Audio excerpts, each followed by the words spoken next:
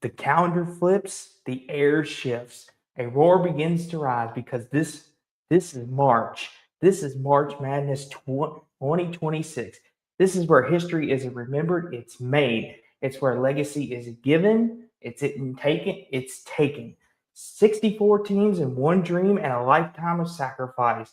Every possession, blood, sweat, early mornings, empty gyms, every moment has led to here. This is pride on the line. Schools, cities, families, names stitched across the jerseys that carries generations of hopes and legacies. Legacies. Every dribble etches the past, every shot shapes the future. It's all about one thing, being the best. No shortcuts. You want respect, you take it. You want greatness, you earn it, and show that you belong on the grandest stage of March. One game at a time, one shot at a time, one shining moment to March. March. From buzzer beaters to heartbreaks, from Cinderella stories to powerhouse clashes. Every road, every bracket, every dream leads to the same destination. The biggest and brightest stages in all of college basketball, the grandest prize of them all in Indianapolis, the Final Four and the national championship.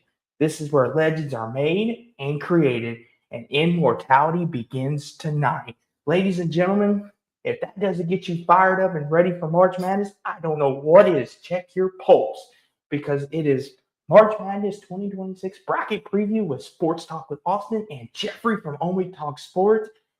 And as I just did a whole beautiful monologue of why March is special, and I could not make these predictions without my good friend Jeffrey, without all of you along for the ride. So strap in and let's make some history together. How are you, Jeffrey? And are you not fired up after that? I'm doing great, Austin.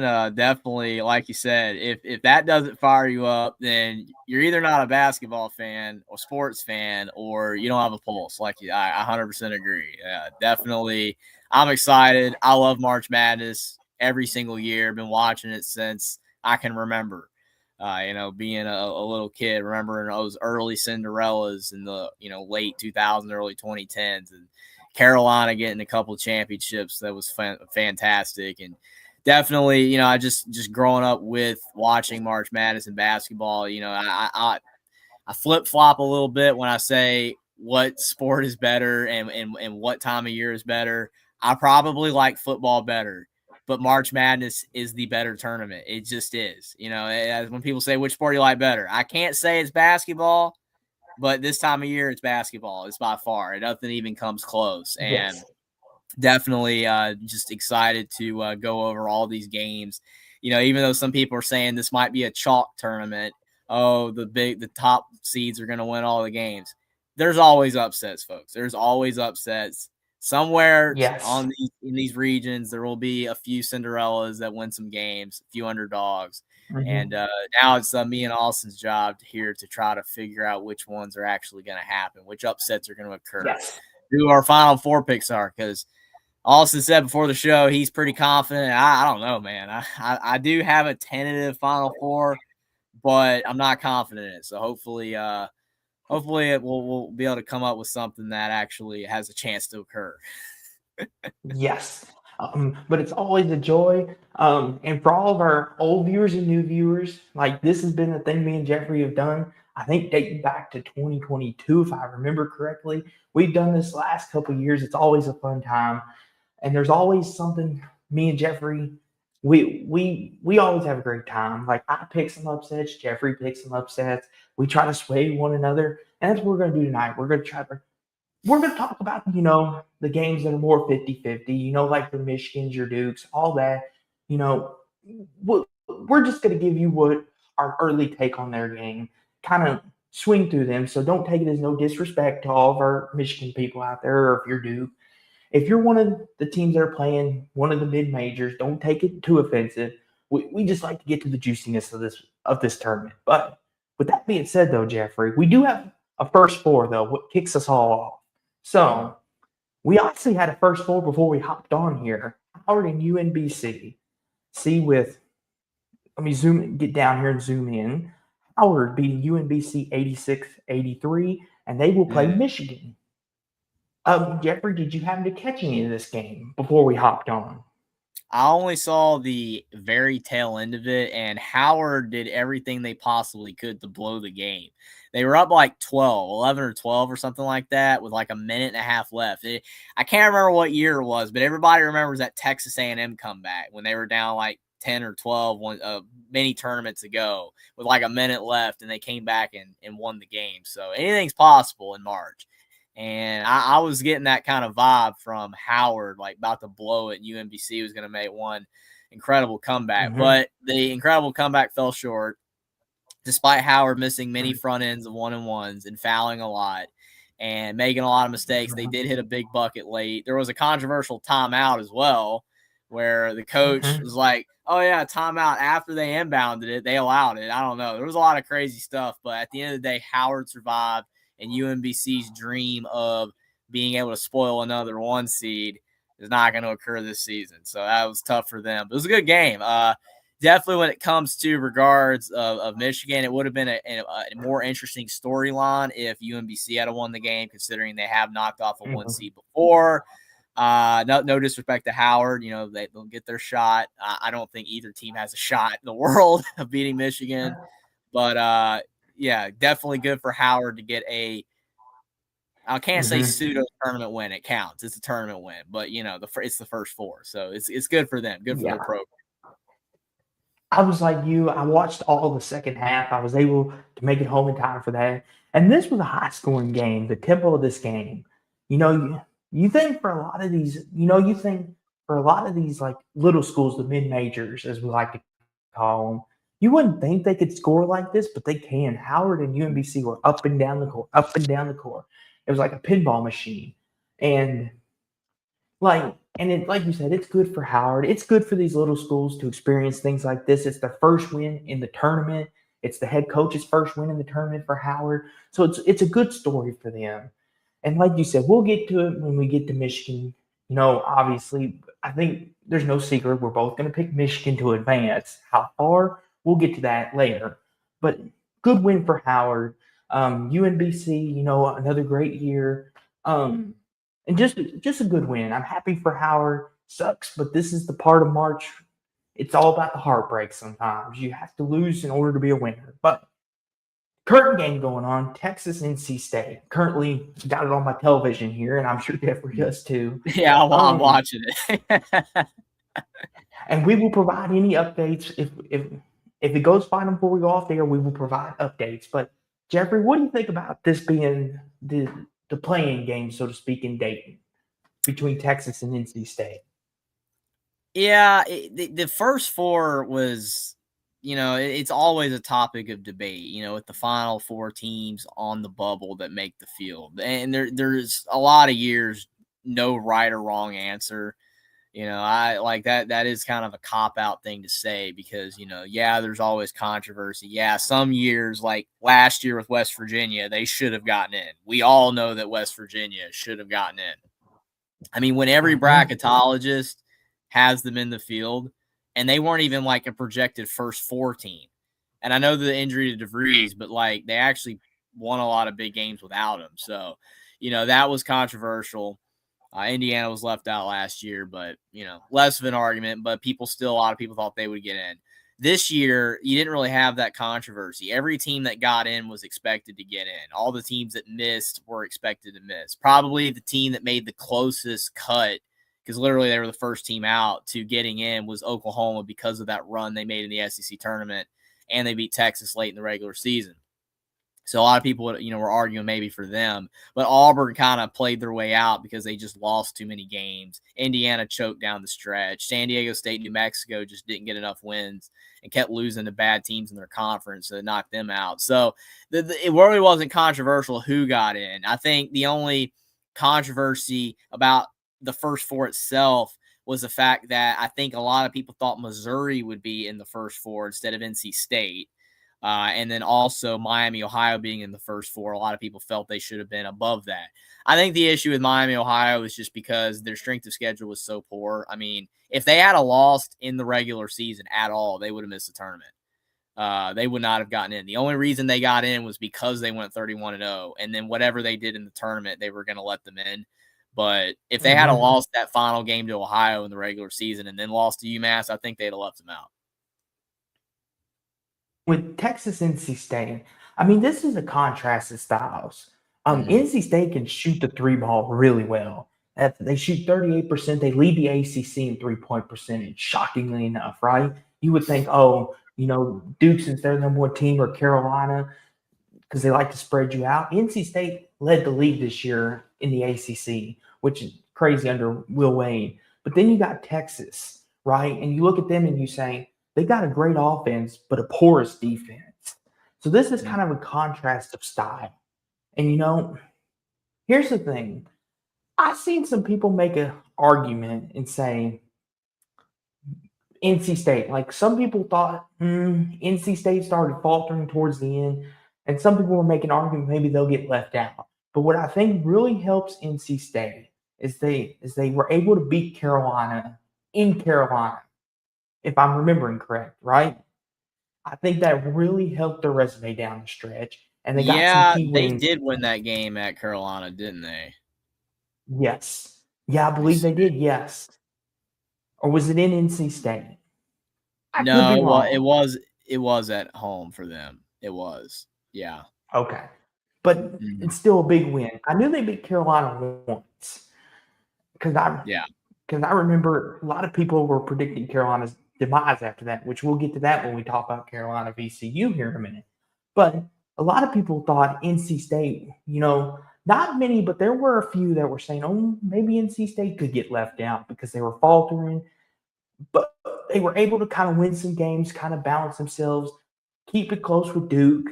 And I think they were able to study themselves. And like Texas, they were on the bubble there for a minute.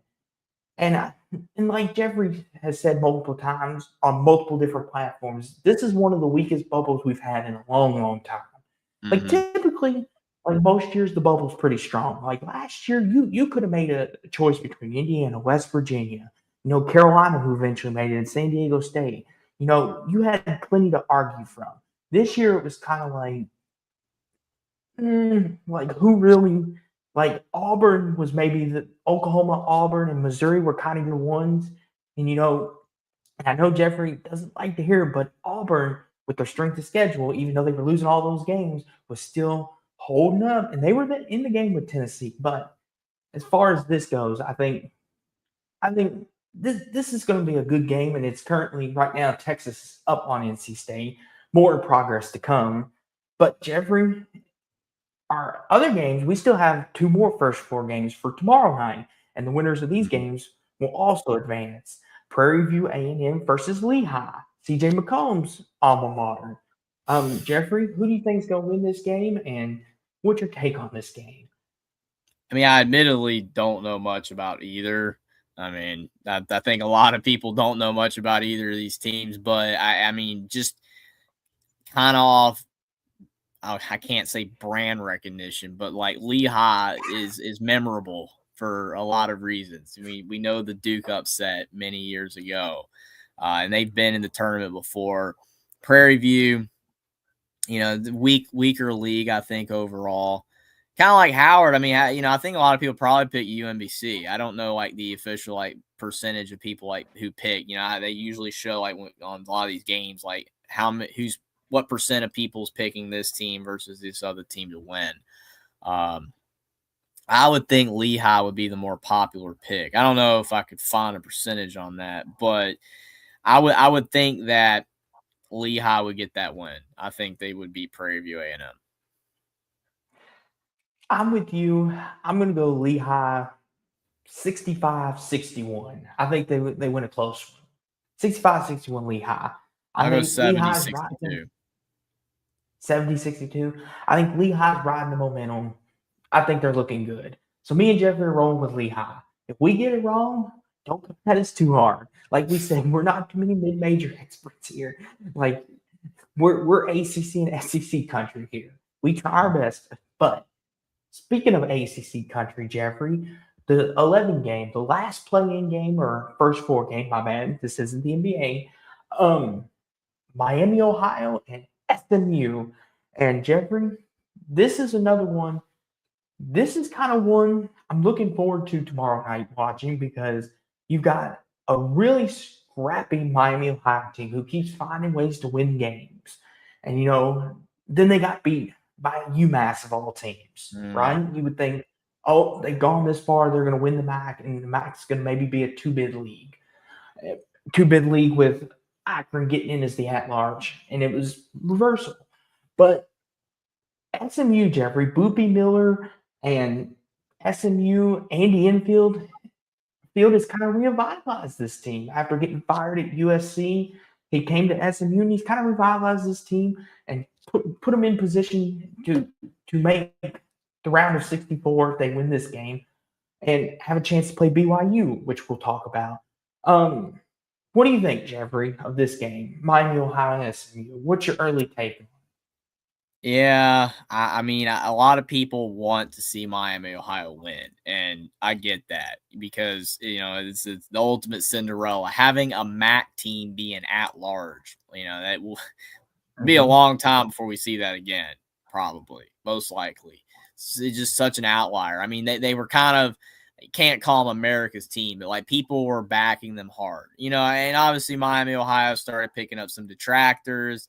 They became a big topic on social media. How good are they?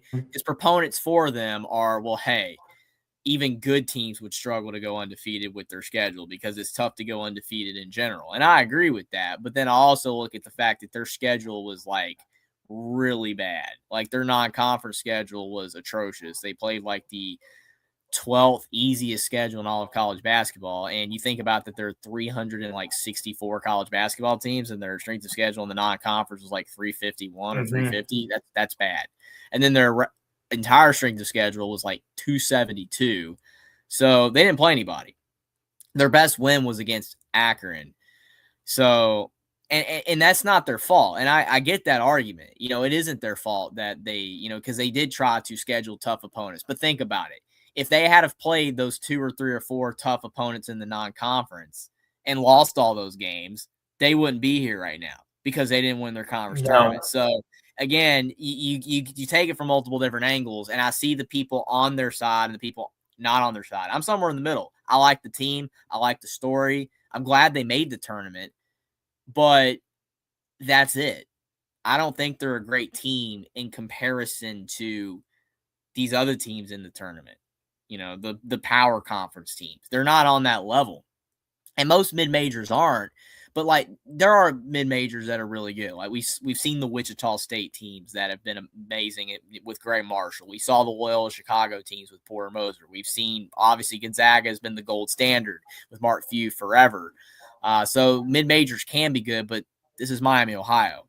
And they were barely beating a lot of bad teams. Like, kudos to them for winning all those games, but I mean, they didn't look all that good in a lot of games either. So, all that being said, I think SMU's the better team and they win this game. I could be completely wrong. I actually hope Miami, Ohio wins. I think it's Andy Enfield and SMU, but it would be a better story if Miami, Ohio wins, but I'm picking SMU.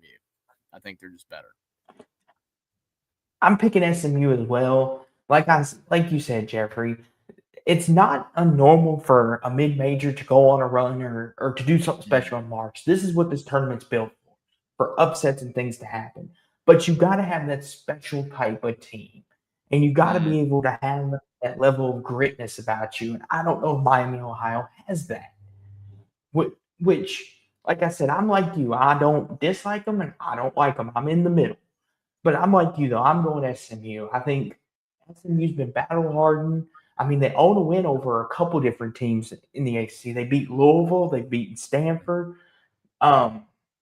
And they were one of the teams on the bubble that Indiana needed favor from, and they got that favor, and then Indiana blew it. So SMU, I mean, they're kind of riding off a loss, so they're probably a little more motivated as well. And I think Boopy Miller's due for a big game. I'm going to go SMU 74-68. Yeah, I would go SMU probably 71-63. I think SMU wins a fairly competitive game. And plus, I've heard that SMU is getting healthy too. Like they're going to be healthy for this game. And I just think the talent gap's a little too wide.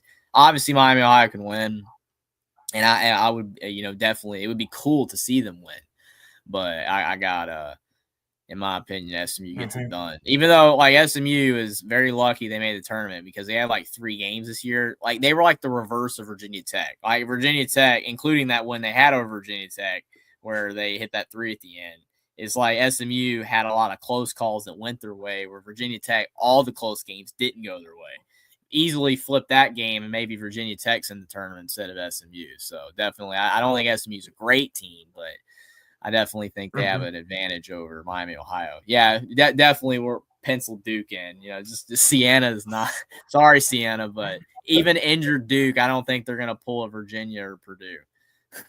So to get our bracket started, we're starting in the East region, which in my opinion might be the hardest region to predict as far as Final Four. I'll say this up front. When we do our Final Four picks later, I had the toughest time picking a winner out of this region.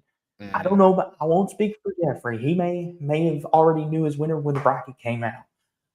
I still am kind of debating on it. Jeffrey may talk me out of my pick. I won't spoil it, but as for Duke Siena, me and Jeffrey are both going Duke. I could speak for him on that. But does Duke cover, Jeffrey, for our bettors out there? Would we advise them to take the spread? Yeah, definitely trying to find the spread real quick because I don't know it offhand.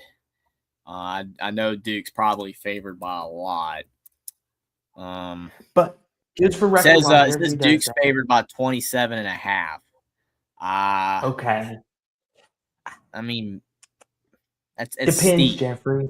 Steep.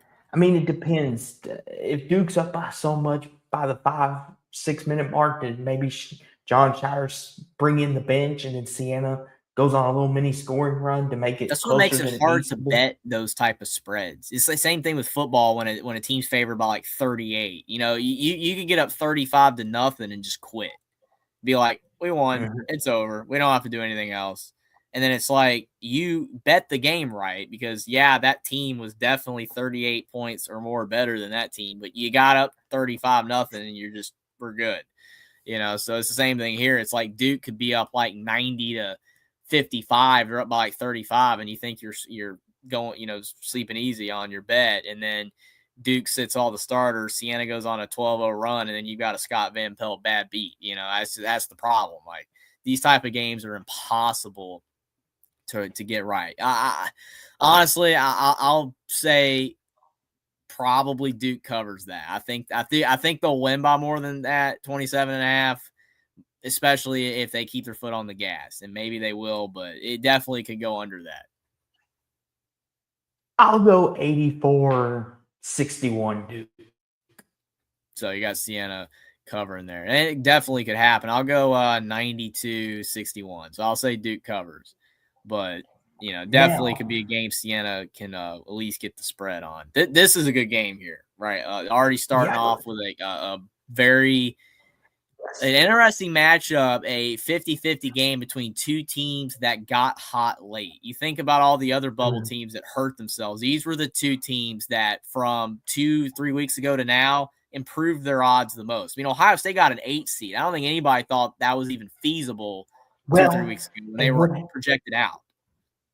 And what helped them, Jeffrey, is the win over Purdue in Mackey. The fact that they won in Mackey, and then they beat Indiana, which I said was a playing game. The winner of that Ohio State-Indiana game will likely have played their way into the tournament.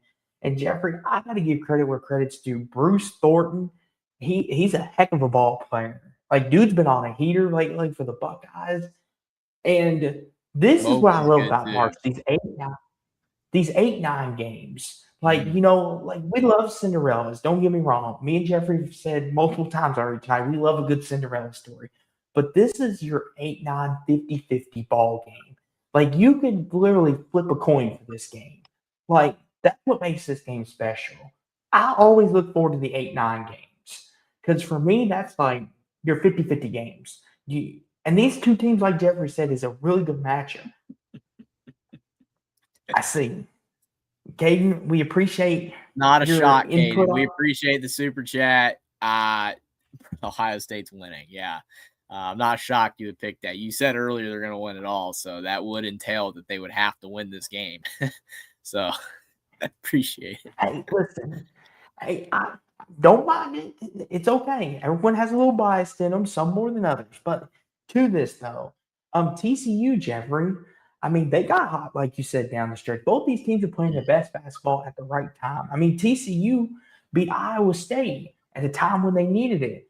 And see, here's the thing that worries me about this game is TCU, and the thing of the night for me is the Big 12, as we'll go through here.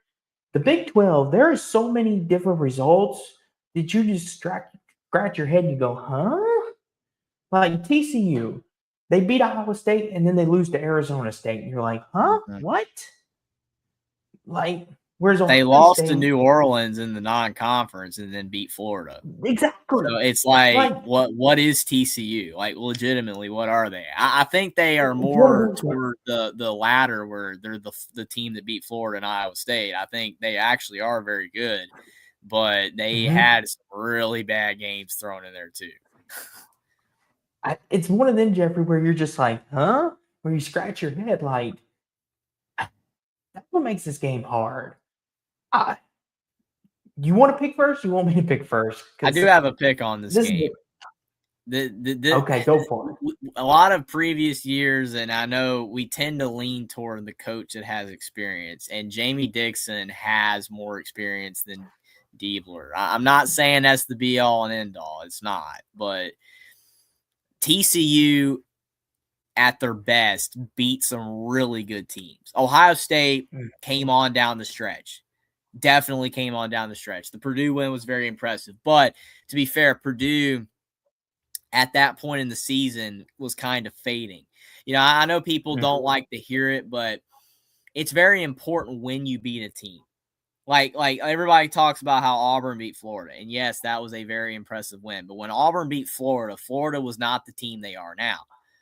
Florida improved drastically down the stretch.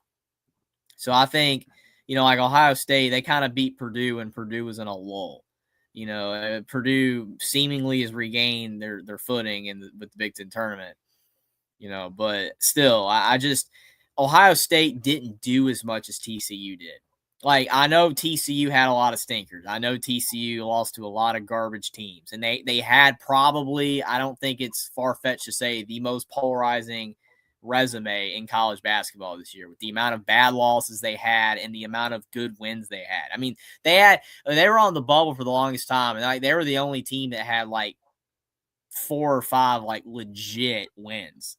Like all these other teams, you're like, oh well, Indiana's got the Purdue win and the Wisconsin win, and Auburn's got that Florida win and the Kentucky win.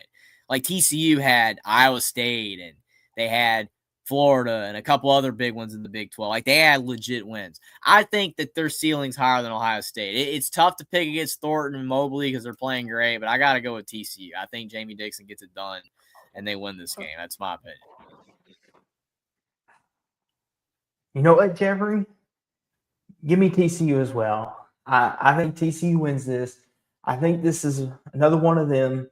I think Jamie Dixon and TCU get it done. I think being in the better conference and more power tested, as far as, like you said, one of the more polarizing, I think it did him some good for March. Give me TCU 71-70. I think they win by a point. What do you think score-wise? I'll go with 72-70. I think it's a nail biter. I think TCU squeaks it out. I think it's gonna be a good game. I could definitely see it being a coin flip. I can't say trust TCU more, but I trust Jamie Dixon, I think, a little bit more. So it should be one, in my opinion, one of the better first round games. This is a good game here too. Like Northern Iowa, we've seen Northern Iowa in the past have a lot of success in the 2010s. Yes. They got a good win or two in there in the tournament. They were kind of one of those Cinderella stories that people used to talk about. Now they're back versus a St. John's team that a lot of people feel got underseeded. A lot of people feel they should have been a 4 seed. And I think the reason they didn't get it is because the Big East was weak, but St. John's down the stretch was playing very well. Offensively, they're a bit challenged, but defensively, they're very good. And it's Rick Pitino. It's Yes. Rick Pitino. And here's the thing too. This St. John's team, Jeffrey, is better offensively than they were last year. That's not saying much because they're still challenged offensively. But here's the thing, though, Jeffrey. Here's the thing about St. John is they beat UConn by double digits, right? They drilled them. And a lot of people thought UConn was the class of the Big East and maybe the class of the entire country. And then they drilled them. But then they have those games where they're playing tight with like a Seton Hall or these teams that they know that they're better than. That, But like you said, though, it's hard to consistently keep that level up, because eventually someone catches you. You get a little too close to the sun. But like St. John's, they're too great defensively, Jeffrey. They can lock you down defensively. If they go on a scoring drought, that they could just lock you down, clamp you down, and Rick Pitino will get a game plan together. I think St. John's wins this game.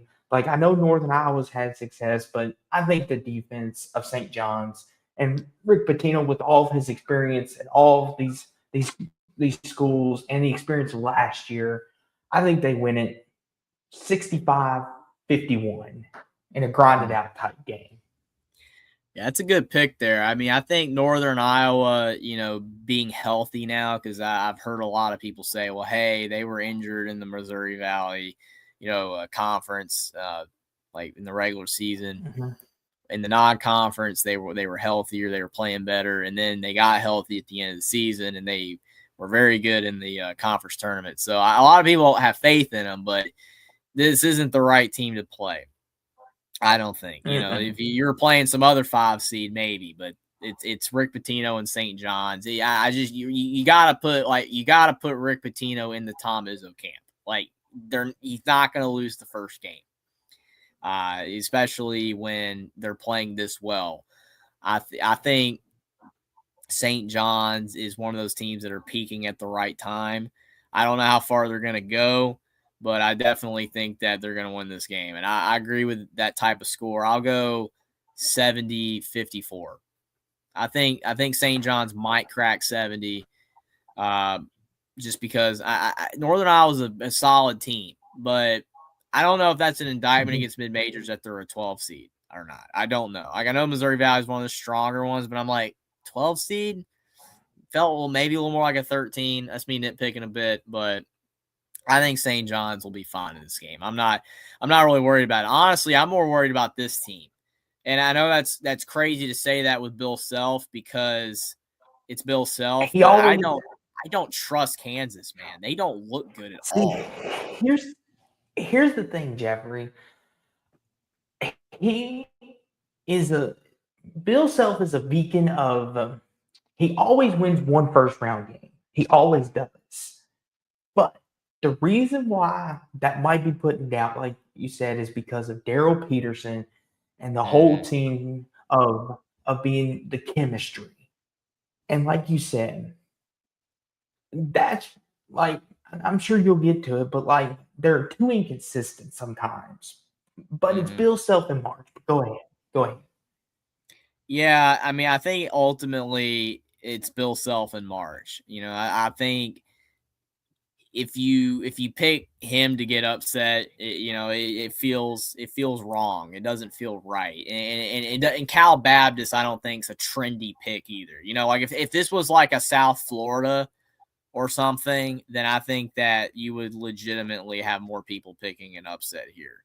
I just don't think Kansas is that great. I really don't. Like, I watched them multiple times, and yeah, they won some big games because people will throw that back at you and say, well, yeah, Kansas won all these games. Do you know where they won them all? They won them in the fall. And I'm not saying anything about that, but like people say, oh, well, Kansas beat Arizona.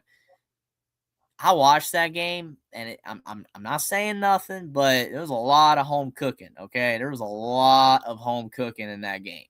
Arizona was a better team in that game, by far. I'm just saying. Kansas, when they were not at home, looked awful. They looked awful in the Big 12. And I understand you could say, well, that's home cooking in the other direction for those teams. I'm not saying it's not. I'm just saying that Kansas had a major discrepancy between home and away.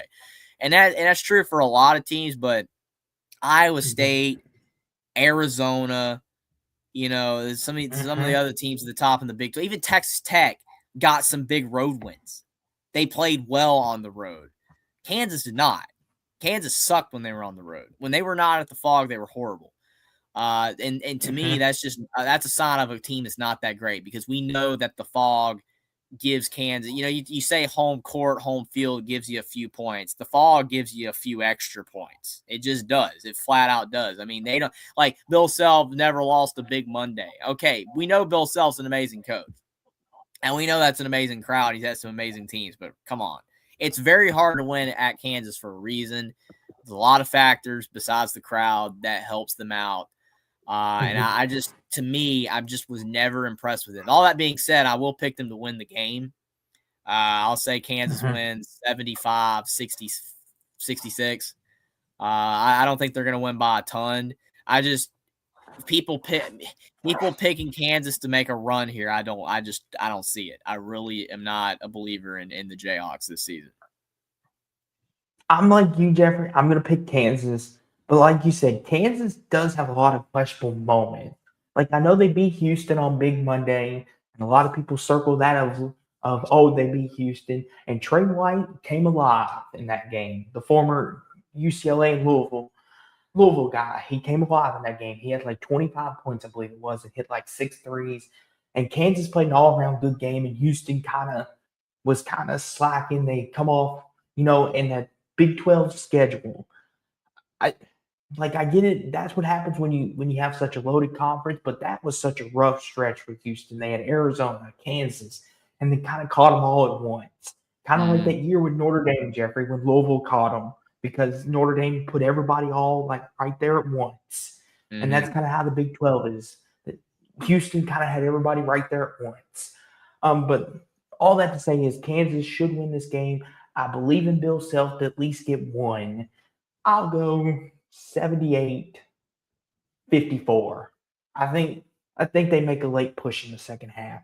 Now this right here, Jeffrey, this is a trendy upset. Louisville, South Florida. And I know why it's a trendy upset, because South Florida in the American, went 25-8, I think it was, won the conference, and they play a physical brand of basketball that not a lot of teams can match. And Louisville, we haven't been healthy really all year. Mikael Brown, dealing with the back issues, is expected to play this game. So for any of our people out there, and for Jeffrey, Mikael Brown is going to play in the tournament. And here's the thing with Louisville. They're a team, they got the size, they got the speed, and they can shoot the three ball, but they're not physical sometimes. They have a tendency to get bullied. Like Tennessee bullied them on the glass. Arkansas bullied them on the glass. Played physical with them, and it showed in those games. And that's why a lot of people think South Florida can win this game, because if we don't bring our hard hands, they're going to bully us and outman us. But I honestly think, and this may sound a little homerish coming out of me, so bear with me, I think Pat Kelsey is going to be up for the challenge. I think he's hearing all this. Coaches act like they don't hear this, but I think deep down, whether they want to admit it or not, they hear it. They hear what the media says about their team. And Pat Kelsey, being a guy that wears his heart on his sleeve and loves Louisville, loves the state of Kentucky, and loves this team, I think he's playing the videos and tapes of everyone saying, oh, South Florida's going to upset Louisville. Louisville cannot physicality. They're just not that good. They got lucky. I think he hears all that. And I think we're going to come prepared to play this time around. And with the experience of last year, I think if you can pick South Florida if you want, but I think Pat Kelsey thrives on being the underdog. I think he really does. I think he loves it when people back us into a corner. But go ahead, Jeffrey. Well, I mean, you got Will just kind of summing it up. No Mikael Brown, no win. It's like the thing is that even if he plays, how effective is he going to be? Because a back injury, that's one of the worst. I mean, it lingers. He could be cleared and ready to go, and then in the middle part of the game, it creeps up again, and it's bothering him. That's what worries me, because if he's not effective, yeah, I mean, I'm South Florida. I pick South Florida. It's nothing against Louisville's other players, but Mikael Brown is the engine, man. I mean, when Louisville was at their best, I mean, when they blew out SMU or whatever, or was it SMU or was it NC State? It was one of those two. It was an NC State. They won that game 118-77. I remember the score. Got the opponents wrong. NC State. I mean, that they look great. Like, they look like a team with a pretty high ceiling. You know, maybe not in that top 2 or 3 seed range, but like a team that's even better than a 6 seed, maybe in that 4 or 5 range. But Louisville also had poor moments as well. You know, some not as good performances, and a lot of it had to do with his injury and just inconsistencies there. So I'll pick Louisville just because we know Mikael Brown is going to play, and I'm banking that he will be okay, especially considering he did not play. He has not played in a bit, so he's rested. If he's ready to go and he plays well and has at least 20 points, he's dishing the ball out well, I think Louisville wins the game by at least 5-7. I'll go 74-67. But if he's not effective, then that completely, you know, negates my pick. And I totally would have gone South Florida. If it was announced he wasn't playing, I would have gone South Florida. But I think Louisville wins if he's at least 80%. I'm going Louisville as well. I'm going 68-62. Go Cards. Go Cards. I think we advance to round 2. I think Mikael Brown being back and us getting healthy, you know, and we proved we were able to beat teams without him, but with him being back, adds a whole nother dimension to our team. I think we beat South Florida 68-62. And Jeffrey, the hits keep on coming in this East region. You got number 3 Michigan State and North Dakota State. Tom is like, Jeffrey, the East region, when you talk about, I don't think this is me speaking out of turn. This may be the greatest collection of coaches in a region history that I think I've ever seen since I've been watching. You've got Shire, Kelsey, Izzo, Sell, Patino, and not to mention you got Mick Cronin, you got Dan Hurley down there. I mean, Jeffrey, that's 6 to 7 potential Hall of Famers and national championship winning head coaches. Like this may be the best region that they've had in years. But to this though, Jeffrey, Michigan State. I mean, Tom Izzo, another great team, right? He's the embodiment of consistency. Another 20-plus win season. But, Jeffrey, they got beat by UCLA in round 1 of the Big Ten tournament. That surprised me a little bit. Just a hair. I was like, ooh, okay. Maybe the Big Ten's catching up to Izzo again. Just a little bit. But playing North Dakota State, what do you think, Jeffrey? Do you think there's a chance there's an upset, or like Bill Self, Tom Izzo gets one? Yeah, I mean, it's tough because, you know, this region as a whole, like you said, is full of Hall of Fame coaches, and, you know, you're in, you know, future Hall of Famers, and you're just, you want to back those guys. You trust them, you know, you like Izzo doesn't lose early. He's just not one of those coaches that loses in the first round, basically ever. And, you know, I think, you know, like when you look at it from the Duke perspective, that sucks. Like, you got the number 1 overall seed and you get a pretty tough region. It's not ideal. You know, you kind of wanted a weaker region. That's, you know, your reward for being the number 1 overall seed. They didn't get that. But when it comes to this game, North Dakota State has been here before. They've been in the tournament before, like South Dakota State. They're, you know, they're very familiar among college basketball fans. And I think some people are going to pick this. There will be a few.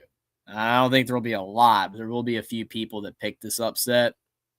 I just can't do it. I know Michigan State's not a perfect team. Like, Cohen Carr is a fantastic athlete, but, you know, he's got limitations.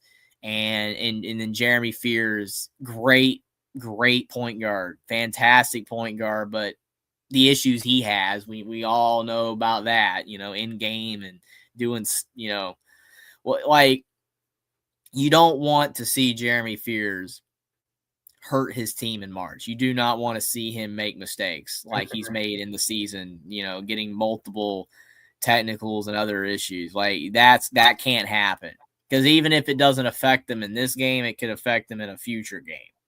So yeah, just Mhm. there's a lot of interesting storylines with Michigan State's team, but I just think whether positive or negative, results abound with anything with fears, some of their other players. I think they'll be fine in this game. I think Michigan State wins 80-65. I think they win this game fairly easily. It's nothing against North Dakota State. I just think Michigan State is too good for them.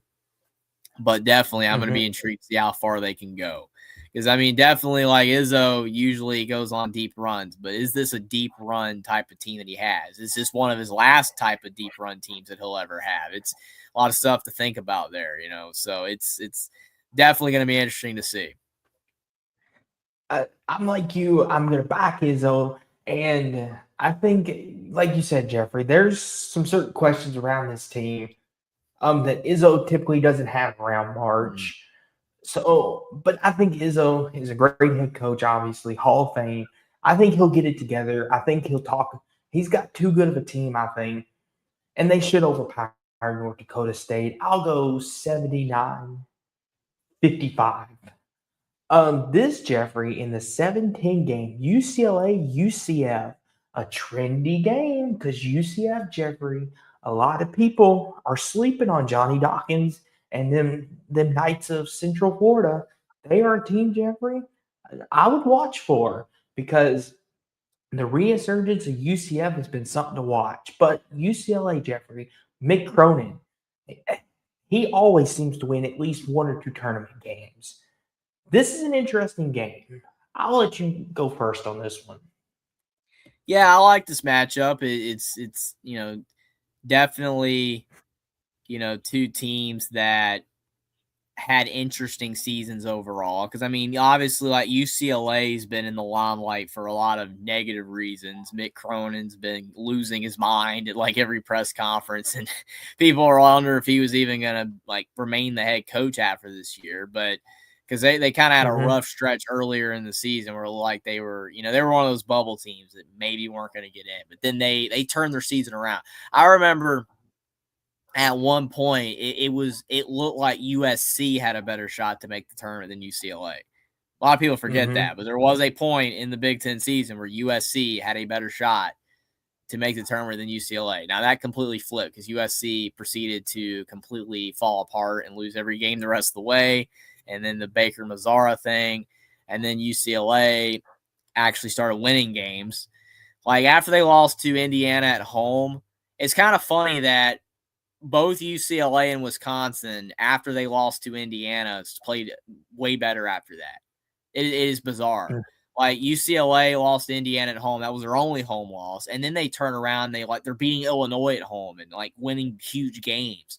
And then Wisconsin, we know what Wisconsin did. So, and all that being said, UCLA definitely improved down the stretch. They were playing very well. Trent Perry and Donovan Dent are really good guards. The only thing with Donovan Dent, he's not a good free throw shooter, but he is a really good passer and he can score.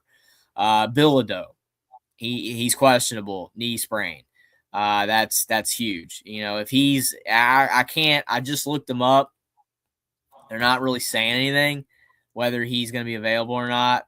So I don't know. Like to me, I would be more confident in UCLA if I knew that he was going to play or not. They're like Mikal Brown, they're making it pretty clear. Yeah, he's going to play. Bilodeau, we don't know. UCF, great story this year, considering like Johnny Dawkins was on the hot seat. He's been on the hot seat. He's just kind of survived down there. He's just done enough for them to keep him. Makes the tournament in the Big 12, something that Wes Miller could not do at Cincinnati. So with a much lower NIL budget. So huge for UCF. They faded down the stretch, though. I know they had a tough stretch. They had a lot of tough games, but they kind of survived because of a very, very weak bubble like all the other teams that survived and made the tournament. They kind of were fading down the stretch. I would say if I knew that Bilodeau was playing, I would pick UCLA for sure. But since I don't know, Oh, I'm gonna oh, pick UCLA still, but I'm gonna pick them by like 2. I'm gonna go 67-65 UCLA. I think it's gonna be this a very goes close game. everybody. This close, everybody. Jeffrey was this close. He was about ready Almost to pick the did. first upset. I think that Cronin gets it done. I do, but I'm not confident about it. I'm like you, Jeffrey. Like you said, UCF has kind of had a resurgence in the Big 12. Johnny Dawkins, arguably could have won Coach of the Year nationally. How good of a year they had. But like you said though, UCLA with the injury concern, definitely something to raise an eyebrow at. But I do think, like you said, I do think Donovan Den, I think him being the player that he is, I think him and his crew, I think Mick Cronin and company, I think they can win at least a game without it. I think UCLA wins. I'm like you, Jeffrey. I think UCLA wins 74-75. 75-74, UCLA wins by a point. I think UCF plays hard. I think the Big 12 hardens them, and I think they get it. I think UCLA wins by 1 point. One. UConn. That's definitely a very, very close score, like really, really good game that would be had if that actually occurred. Either of our scores, but like a 1 point game, presumably you would think maybe like UCLA gets a game winning, bucket at the end. That would be crazy. I hope it's a classic. I hope it's a game, because you definitely want to see a lot of those 7, 10, 8, 9 games be good. But yeah, I thought about it. You thought about it, but we went with the Bruins. So UConn Furman. I'll go on and say this: UConn. Me and Jeffrey are picking UConn. Yes. Furman's been here, but Jeffrey, since you're manning the spread, what's our spread for this game? And does UConn cover? UConn Furman spread. So we have a spread of 20.5 in favor of UConn. That's interesting. I mean, I think UConn can win by more than 20. I would say UConn covers that, wins by at least like 23-25. I'll go 82-57. I think UConn should be fine. I know, a lot of people are disappointed in UConn's performance against St. John's, but Dan Hurley, all he's done since that is yell and go off at his team. They're going to come out a lot harder in this game. I think UConn's fine. I'll go 84-58 UConn. So that was our East predictions for the first round. We'll do our final fours towards the end if we have a little time left. Let's go to the West now. Arizona, Long Island. Jeffrey and I are both going to pick Arizona, but Jeffrey, since you got the spread, what's the spread for this game? I'm sure this is big. I mean, it's got to be a big spread. Yeah, Arizona is a 31.5 point favorite. Again, that's just how do you know? Like, is Arizona going to keep their foot on the gas? Are they going to, is Long Island going to like really suck? Or are they going to at least like put up a fight? Because I mean, sometimes you watch these 16-1 games or 15-2 games, and even though like Arizona like ultimately wins by like 25, hey, Long Island kept it kind of close at half. They were only down by like 8. We've seen that before, so we don't know. I mean, I'll say Arizona wins by 29. I'll give Long Island the cover, I guess. It's just such a big spread. I'm probably wrong. Arizona might win by 40, but I'll say it's like 90-61. I'll go 85-68. Arizona covers. Or 85. Yeah, that's covered. This is interesting, Jeffrey. Villanova, Utah State in the 8-9 game. And Jeffrey, Villanova is back in the tournament where they belong. They finally have pulled themselves out of purgatory and they are back where they belong. It just feels right when Villanova's good. Utah State, Jeffrey, an incredible year in the Mountain West champs. This is going to be a fun game. What's your takeaway on this? I'll let you start. Yeah, I'm conflicted on this one because to me, I look at both of these teams and I saw a lot of good. Like Villanova did everything right to make the tournament in a very weak Big East. they won all their games pretty much. That they beat everybody below them pretty much. They did not slip up. They didn't have the upsets. I mean, if Villanova had lost a couple of the Butlers and the Georgetowns and the Providence type of games, they wouldn't be here. They would have left them out because unfortunately Seton Hall didn't do that good in the non-conference, and then they did suffer like 1 or 2 losses in the Big East that they could have won. That's why they didn't get it. Villanova didn't do that. They took care of business against everybody. So that's why they got in. Utah State early on in the non-conference and early Mountain West play was doing very well, and then kind of late they started to lose games. But the Mountain West is such a tough league because I'm not saying tough like it's the hardest league ever, but it's a tough league in regards to the teams at the top trying to get in, because teams like Grand Canyon and Boise and Nevada and Colorado State that had no shot of making March Madness, they weren't bad, especially on their own court. So like Utah State and therefore San Diego State, New Mexico lost some of those type of games. And that's why ultimately San Diego State and New Mexico missed the tournament.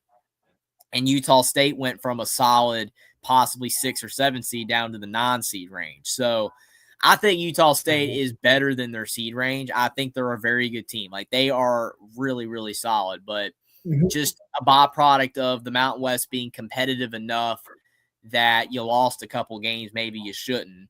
And, you know, it may therefore weaken the entire league. But this is a 50-50 game. I think that Villanova, the case for them, you know, they have a good coach. You know, they've got a guy who's been in March before, and he's turning them around. But, I mean, I also just I look at the fact, like, Villanova, I mean, neither Villanova or Utah State have, like, a lot of great wins. They don't. But, I mean, Villanova was very consistent. They were very consistent. They beat teams that were better than them. Is Utah State better than them? Villanova consistently beat teams that weren't better than them, rather. I said it backwards. Villanova was very consistent against those teams. Is Utah State better than them or not? Because if, in my mind, I'm looking at – I know this is a stupid thing to say because, obviously, if a team's better than them, they should win, right? I'm just saying, like, Villanova was so good at beating teams that they were favored to win against, and I just don't know if this is that type of game. I don't know. I think Utah State, like, has maybe a little more potential here. But I don't know. Well, and here's the thing, too, to make the case. For Utah State, they got hot in the Mountain West tournament. And they were playing some of their best basketball. But the thing is, though, Jeffrey, the Mountain West, like you said, is a very competitive league in the fact of you got a lot of teams that could beat anybody on any given night. Brian Dutcher, the head coach of San Diego State, said it best. They have a very top – like a very even-Steven league where anybody can beat anybody. Grand Canyon can beat San Diego State. San Diego State can beat Utah State. And Utah State last year got killed by UCLA. And I remember trying to back Utah State up saying, oh, they're good, Jeffrey. They're good. The Mountain West is a good conference. And you're like, I don't know about that. So to play off that last year, Jeffrey, do you think this year's San Diego State team has learned from last year's mistakes and are ready to apply it to this year's? Now, I know it's different teams, but I mean, like you said, Villanova has done their job. They did what they're supposed to, beat all the crap teams and lose to the good teams. Well, I mean, looking at the bracket, preview thing on like the tournament challenge on ESPN, how they have where you can make your picks and do like 25 brackets or whatever. 5.2 million people have picked Villanova and 4.9 million people have picked Utah State. And currently Utah State is actually favored to win the game by 1.5. So, I mean, it's interesting that Utah State's slightly favored, but yet more people in the bracket tournament challenge are picking Villanova. So it's still pretty 50-50. I mean, 5.2 million to 4.9 million in favor of Villanova, but then Utah State's favored by 1.5.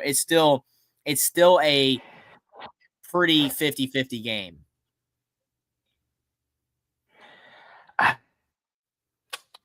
You want to pick first? You want me to pick first? Well, I've done a bracket. I'm picking off the one bracket I've done. and I might do a couple more just because, even though they don't matter, because I'm not going to get any of them right. But the one bracket I've done so far, I picked Utah State. So Okay. I'll go with Utah State. I do not know how much I trust the Mountain West because, like you said, I agree. Last year we were talking about this very same thing, and like Utah State, and these other teams in the Mountain West did not deliver; they underperformed. I just don't know. Like Villanova, I mean, Kevin Willer's a good coach, but I mean he's still trying to build there. They might be better in the future. I think Utah State might get it done. I think I'll go 70-68. Utah State. I'll go with Utah State as well. I think they're playing their best basketball at the right time. And Villanova lost to Georgetown in the Big East tournament to Ed Cooley, so they're coming off a loss. But I'll go Utah State 68-64. I think Utah State wins in a grinded out type game. Jeffrey, this is kind of a sneaky under the radar game. Wisconsin High Point in the 5-12 game. And Jeffrey, this is going to be such a high paced, fast paced game. If you love offense, this is your game to watch because I'm pretty sure there's going to be no defense played in this game.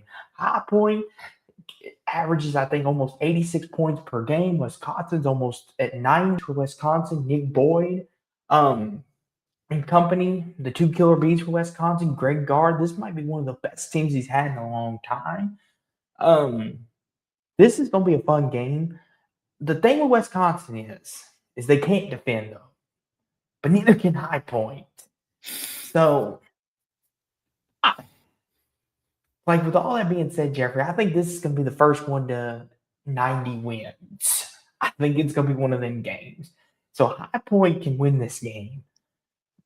But the two killer bees for Wisconsin, Nick Boyd and what's the other one, Jeffrey? It's escaping me right Blackwell. now. Yes, thank you. They call them the killer bees. Those two guys can score, and they can score in bunches. I don't know, man. The thing with Wisconsin and some of these other Big Ten teams is they choke a lot. The Big Ten has had the propensity to choke in March. So that's why, like, I look at that and I'm like, man, that has upset potential. But, man, Wisconsin was playing great basketball down the stretch. Like I said, after they lost to Indiana in Assembly Hall by 1 on a controversial ending, I don't really think it was that controversial. It was a foul, but whatever. Wisconsin, after they lost to Indiana, they were on fire. I mean, they were playing arguably the best basketball in the entire Big Ten down the stretch. And that's what got them up to a 5 seed because around when they played Indiana in Assembly Hall in early February, I mean, they were like a projected like 9 seed or a 10 seed. They were kind of on the upper bubble. They were kind of in that comparison with Iowa and UCLA and all and USC and even Indiana before they ultimately fell apart. But Wisconsin just turned it on. I mean, because they started out like 7-4 in the non-conference and they had losses to TCU and it's just marginal results at best. But then they just as the season progressed, they played better and better, and they even did well in the Big Ten tournament because they won a game. I don't know. I think. Man, I gotta go with Wisconsin, man. I know defensively they struggle, and I don't trust the Big Ten in these type of games because we've seen like Ohio State choke. Remember Holtman was there. They lost as a 2 seed to Oral Roberts. I mean, we've seen Wisconsin choke before. We've seen Iowa. That was Keegan Murray, the 5 seed, lost to 12 seed Richmond. I mean, again, the Big Ten has that propensity to choke in these type of games. So I don't trust Wisconsin here, but they're playing so well, I think they win. I'll go 85-74. And Purdue lost 16. This is one. And here's the thing too, Jeffrey. A lot of people picked High Point to beat Purdue last year, and Purdue won to their credit. So High Point's back again in the same position. But like you said, Wisconsin nearly beat Michigan, and they're playing some of their best basketball. I think this is going to be a high-scoring shootout game. I'm going to go 94-87. 91 Wisconsin in a shootout. Okay. 94-91 Wisconsin. Arkansas, Hawaii. And Arkansas, Jeffrey, John Calipari wins the SEC with the Hogs, Pig Suey. Darius Acuff, one of the best players in the country. Hats off to the kid. He's very good. But Arkansas, Jeffrey, here's the thing. They're peaking at the right time. They're playing really good basketball. But John Calipari in March Madness, sometimes just when you start to believe in him, chokes it away. So for everyone thinking this is the year, like I've seen some people pick Arkansas to go to a Final Four. Like, listen, I think Arkansas is a really good team, but John Calipari has his moments where he likes to squander opportunities. Well, I mean, we remember Kentucky St. Peter's and we remember Kentucky Oakland. I mean, like you can't erase those. I mean, obviously we know about the 2012 team that was loaded. They won it all. And then the 2015 team that was loaded and they lost to Wisconsin in the Final Four. Those were his highlights. And then after that, he's had a whole lot of mediocrity. I mean, that's why I got fired. Basically, at Kentucky. So, Hall of Fame coach, tons of scandals. A lot of people like him. A lot of people don't like him. I tend to be more critical of Calipari, but they are playing very well. I mean, they look like they're playing better than his last couple of Kentucky teams.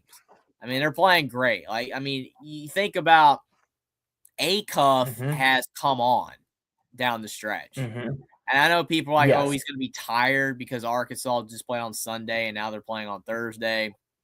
And they had to play all those games. But Acuff, to me, he's not Peterson, man. He's not that load management crap. No offense to Peterson. But, I mean, I understand Peterson had a hamstring. I'm trying to hate on him or nothing. But Acuff has been playing 40 minutes every game, and he looks like he can play 80 minutes. He's fired up. He's balling out.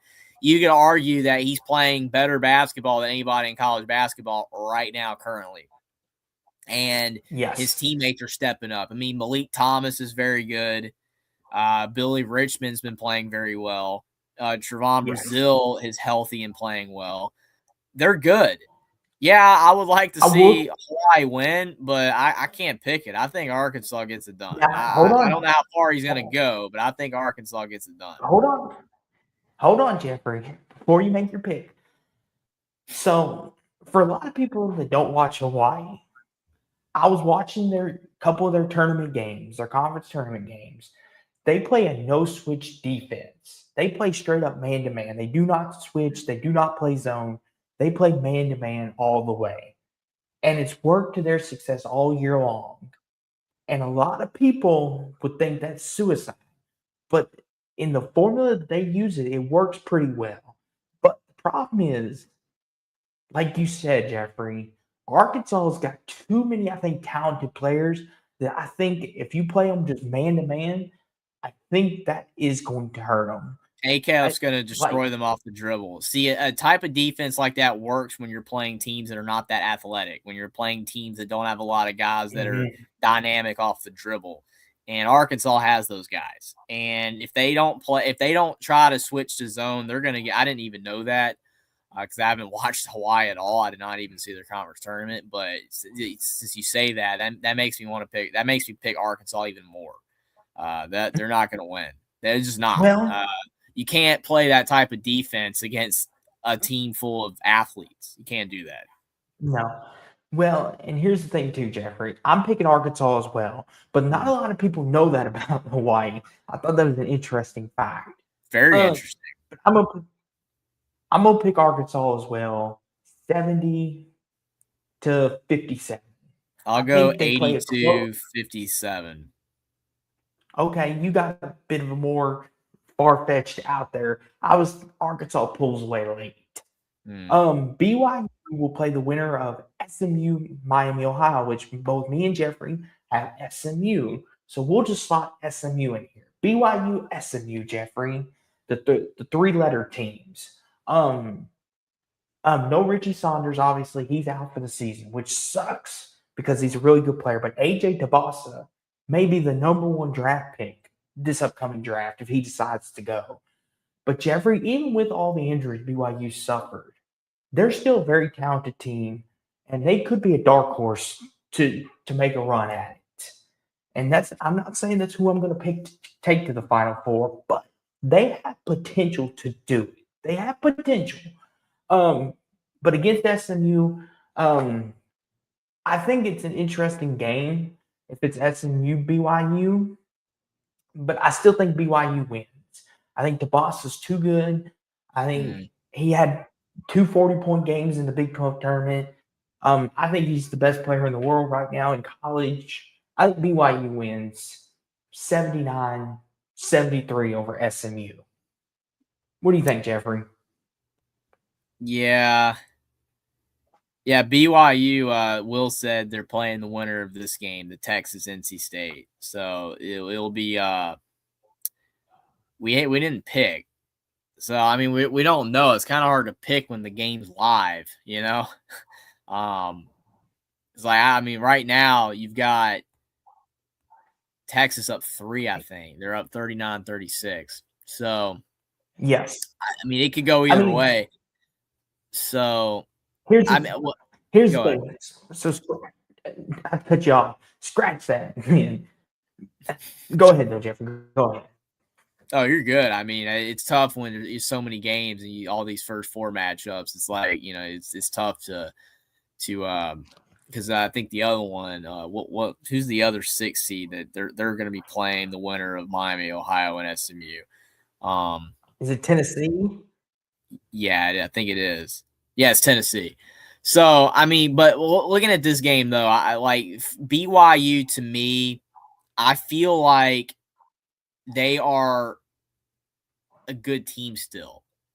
Like, that they're not perfect, you know? Like I watched them without Saunders, and they clearly were worse. Mm-hmm. You know, like the 3-headed monster became the 2-headed monster. They were not as good, and they did suffer in the Big 12 down the stretch, but they still won games. They didn't completely fold, like some people said. They still won 2 or 3 good games after Saunders went down, so they're still capable. I think that what helps BYU here is that I don't believe, because I've been watching this game, both of these teams kind of suck. No offense.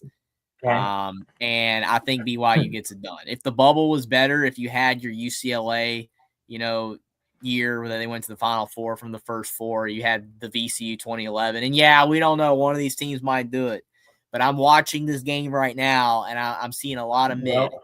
And I think BYU gets it done. I think the Cougars win 75-64 against whoever. Right now, it's still to be determined whether it's Texas or NC State. But I think BYU wins. I'm with you. So my point still stands valid. 79-73 BYU. Like you said, Jeffrey, I'm watching this game too, like you are. A lot of mid here, a lot of mid. Both these teams are kind of struggling. But I think BYU is good enough to beat both these teams. And I think AJ DeBosa, my point still stands. He's the best player in college basketball. I'm picking BYU to move on, regardless of who wins this game. Gonzaga, Kennesaw State, the 3-14.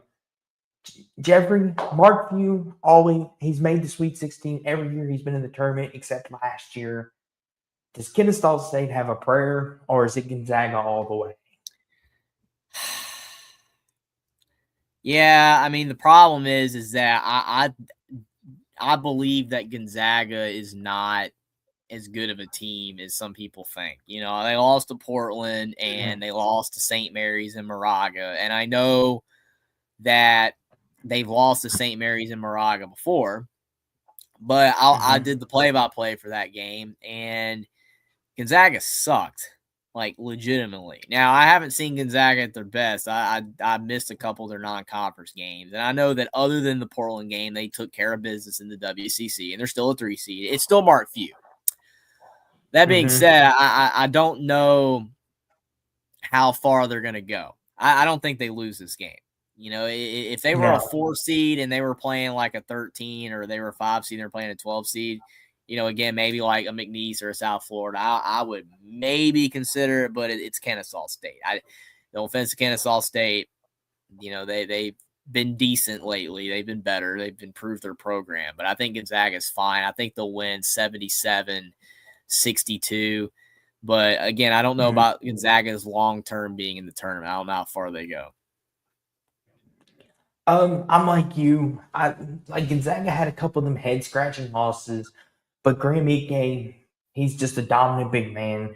Can give you 25 on a dime, make it look easy, salt and pepper, baked chicken.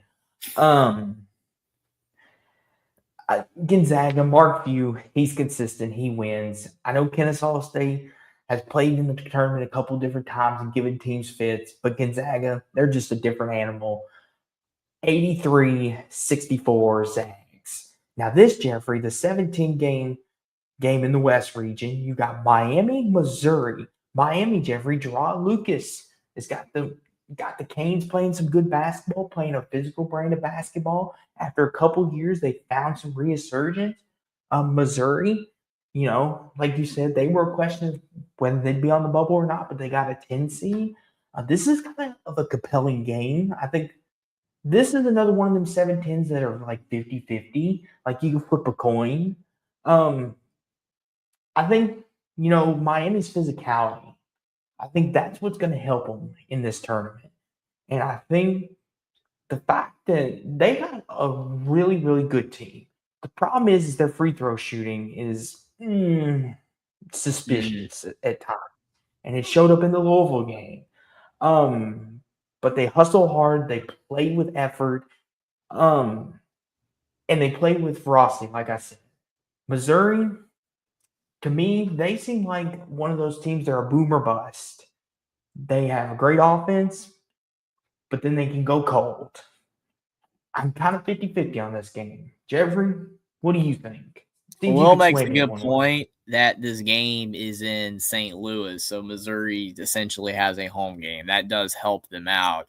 I think that the missing link for this entire game, and how the secret sauce that really isn't that secret for why Miami has been as good as they've been is because of Malik Reneau.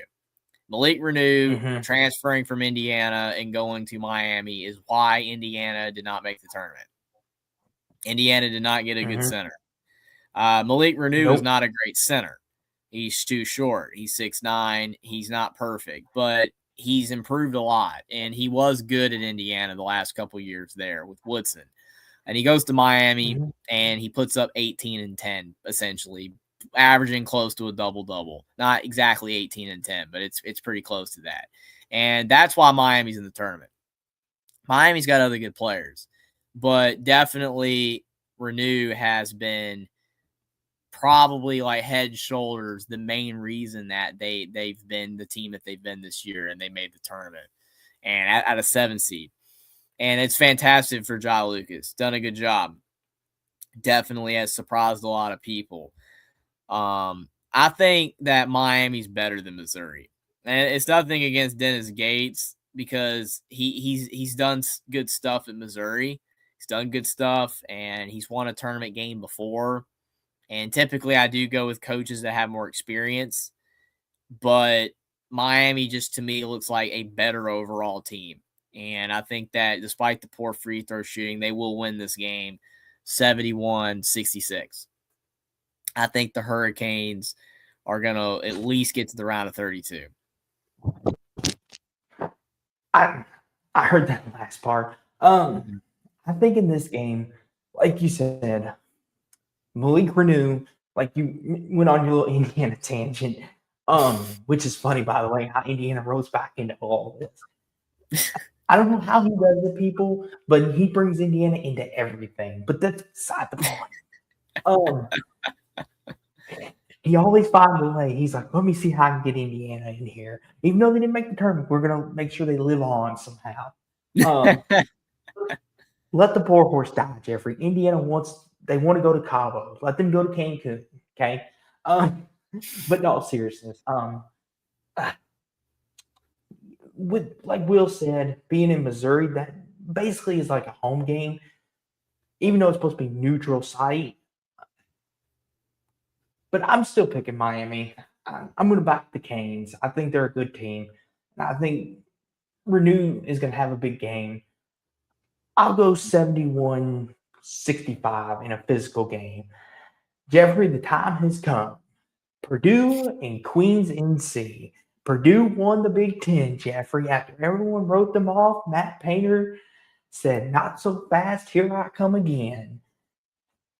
Jeffrey, for all your, because Jeffrey, we got our Purdue fans that watch both our channels, and especially yours. They're going to want to hear you say some nice things about Purdue. So say some nice things about Purdue finding their way back again. And obviously, me and Jeffrey are both going to pick Purdue here. But go ahead, though, Jeffrey. The thing is that it's a cool story for Queens. The first year eligible, and Caden saying some stuff again. But you look at Queens, first year eligible for March Madness, being a Division I team now, and they make the tournament. It's really cool. It's kind of like that year, Bellarmine got screwed because they won their conference, but they couldn't make the tournament. I don't think that's fair. I think if you transition over, you should be eligible immediately. Of all the archaic rules to keep, it would be not that one, in my opinion. If you transition to D1, you should be able to be eligible immediately for March Madness. I mean, like, you won the conference. You were the best team in that conference. You just joined, and you're the best team, and you're not eligible. Okay, that's dumb. That is really dumb. I know it's a side tangent. Doesn't matter, but they do that, Jeffrey, because they think they're protecting them. It's like the whole James Madison situation. It's not protecting them, though, when they were the best team. That's why it makes no sense. I mean, they come over. What's funny is when a lot of these teams transition over, they're really good, and then they fall apart after they're eligible. That happens a lot. Like, we're not talking about Bellarmine like we were a couple years ago. Like, Bellarmine was very good, and they didn't let him in. I don't know. I don't agree with it, but that being said about Queens, I think that it's great that they are eligible and their first year of eligibility, and I think it's a good story for them. I think the problem is Purdue is they're good. I don't trust Purdue in March because they have choked a lot before. I mean, they've choked a lot. They choked against Fairleigh Dickinson. They choked against North Texas. They choked against another team. I forgot. Was it St. Peter's too? I mean, they've choked over and over. I mean, like, so many times in March, and that's a fact. I mean, Purdue fans can't deny it. Matt Painter's a great coach. He's had a lot of success, but he loses early in March a lot. They're favored by a lot to win this game. They're favored by like 26, but they were also favored like by 30 to beat Fairleigh Dickinson, and they still lost. So anything's possible. I'm not gonna pick Queens. I'm not, because no one picked Fairleigh Dickinson. And no one's going to pick Queens. Everybody's going to pick Purdue. I'll pick Purdue. I'll say they win 82-61. But if they lost, it would not surprise me because I've seen them lose before. But I mean, it would be eye-raising. I'd be like, eyebrow-raising, like, wow. But I'm going to go Purdue. I'm going to go Purdue as well. I'll go 76-48. I think they win, and they cover. So that's the West region. We got two more regions, and then we try to hurry it up the best we can. Florida, Jeffrey, in the South region. We're now in the South region. Florida, they will play the winner of Prairie View Lehigh, and we both pick Lehigh. So, Jeffrey, since we don't have a winner for this yet, and we don't have a spread, we're just going to concede Florida is going to cover the spread. Florida's going to absolutely destroy Lehigh. I mean, or Prairie View. I mean, no. Florida's good, man. Like, they're playing great. I know they lost in the SEC tournament, but they're really good. I like this game, though. Clemson, Iowa, good matchup. Two teams that faded down the stretch. Clemson was falling apart. Iowa was falling apart, but with a very weak bubble and a couple of good enough wins to keep them on the right side of the field, they're in. You've got Brad Brownell, a veteran at this point, versus McCollum, a newcomer. Yeah, he was at Drake, but like still new to the high major scene. I don't know, man. I think this is about as 50-50 as you can get, but I already do have a pick here, but I want to hear your thoughts. So here's the thing. I have a pick too, Jeffrey, and it may shock you, but Bennett Sturgis for Iowa, he is that dude. He's a bucket getter, and when Iowa needs some offense, he is there. And and the thing with Clemson that worries me is they do not have that guy that can settle the offense down. Like those years with Hunter Tyson and those years with Chase and Hall, PJ Hall. They do not have those bucket getters, those guys that can rally the team and settle them down. This is not that team. They're kind of a do it by committee. And in March, sometimes it works in your favor, but you need to have an established guy. With that being said, Jeffrey, I've got my pick. And I know you just said you got yours. If you don't mind, I will make my pick first. No, I want to hear your pick first. I want to hear your pick for this game. Who are you going with? Give me Iowa. I'm going Iowa. Okay. I think Ben McCall and Iowa, Bennett Sturgis, he's that guy for Iowa. I think Clemson, they do it by committee, but I just think Bennett Sturgis, I think he's that guy, and I think he's going to have a field day with this Clemson defense. I'm going to go 66-62 Iowa. He's going to have a big game because, you talk about how Clemson's by committee, which you're absolutely right. They don't have a guy, which is problematic when, you're trying to, find trendy picks to make runs in the tournament because like you said, you typically do have to have a guy. Problem is outside of Sturts, Iowa is not great. Like, I know you got Tavian Banks, he's decent, whatever, but like, I mean, they're just not like when Sturts is not on fire, they kind of suck. I mean, like they lost to Maryland on the road. Mm-hmm. Like I know Clemson had some bad losses, but no, they didn't lose to a team as bad as Maryland. Like Maryland was trash, and they were trash all season long. I mean, Rutgers beat Maryland. Like everybody was beating Maryland. I don't know.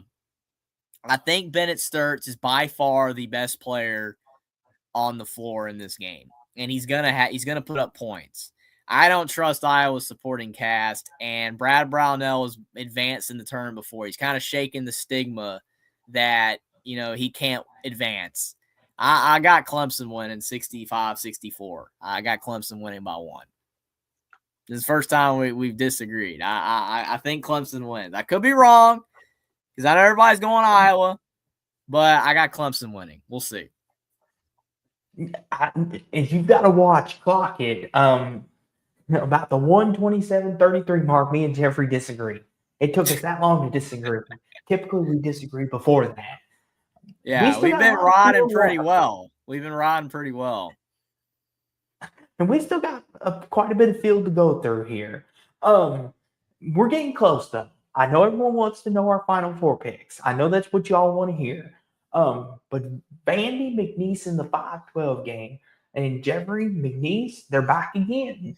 And a lot of people left them for dead after Will Wade left. And I'll be the first to admit, I was skeptical. I was like, I don't know McNeese's future, what they will be. But Jeffrey, they proved me wrong. Like, I gotta admit, they proved me wrong, and I'm happy they did. I'm happy that they didn't falter because it's good for the mid-majors that McNeese is here. But Vandy, Jeffrey, they're a streaky team. They dominated Florida. They didn't just beat Florida, Jeffrey. They dominated them. They got the belt out and spanked them, and they beat them. But then they lose to Arkansas in the fashion that they did, and then they've had trendy games as well. Mm-hmm. Here's the thing: McNeese is one of them. I could see them winning this game, but I can also see Vandy doing like they did to Florida. I want to hear your thoughts, Jeffrey. I mean, I was starting to, I wouldn't say fade on Vanderbilt, but because like they started out so well and then they hit that rough patch in the SEC. They kind of started losing some games. They were sliding down the pecking order a little bit, but then they regained their footing. And Vanderbilt beat Florida when Florida has become elite. And I understand in the conference tournament, how hard was Florida trying to win? How hard was Michigan trying to win? Were they conserving their energy for the tournament, NCAA tournament? That's fair. That's a completely valid and legitimate point. But Vanderbilt still beat them, and they look darn good doing it. And they've been playing great basketball. And heck, I mean, I'm tying it all back together again. But they got a James Madison coach, for goodness sake. They got a James Madison coach. We saw how that worked out for a certain football team in Bloomington. That worked out very well, getting a James Madison coach. So I believe in the James Madison coaches right now. We'll see on Chesney. Hope he's not that good. You don't want that much competition in football. But, I think that I think Vanderbilt wins this game. I'm going to go with Vanderbilt 86, McNeese 71. I think McNeese tries. They're a good team. They've had a lot of success the past few years. And even without, Will Wade again, like they're winning, doing very well. But I think Vandy's fine. I think Vandy will win. They're playing great. Fun team. I'm going to go Vandy as well. McNeese was one of them. I thought about it for like a hair second, that I was like, and then I seen, obviously, then I seen how Vandy played against Florida. I'm like, that's not that far removed. Give me Vandy 92-78. I think Vandy puts up 90. This Jeffrey, Nebraska Troy, and I want to say something. Jeffrey, this is a trendy pick. And you know something, Jeffrey? I won't spoil anything, but I have come close to maybe. I'm thinking about it. I'll put that up front. It's up to you to convince me one way or another, because Nebraska, they're a streaky 3-point shooting team. And I think if they ain't hitting shots, they can be beat. Jeffrey, convince me one way or the other. See if you can take me off my stance. So the problem with Nebraska is the fact that we know that they have never won an NCAA tournament game. They've made the NCAA tournament, but they have never won a tournament game. It's so wild, and I know I'm doing it again, but I did it on the show last night. But Nebraska is so much like Indiana, but in the inverse. You think about the fact that Nebraska basketball is garbage historically. Indiana football was garbage, and now they're both really good right now. And their historic programs, Nebraska football, Indiana basketball, are horrible. It's bizarre. The parallels are just, the drop-offs are the same for both of their historic programs.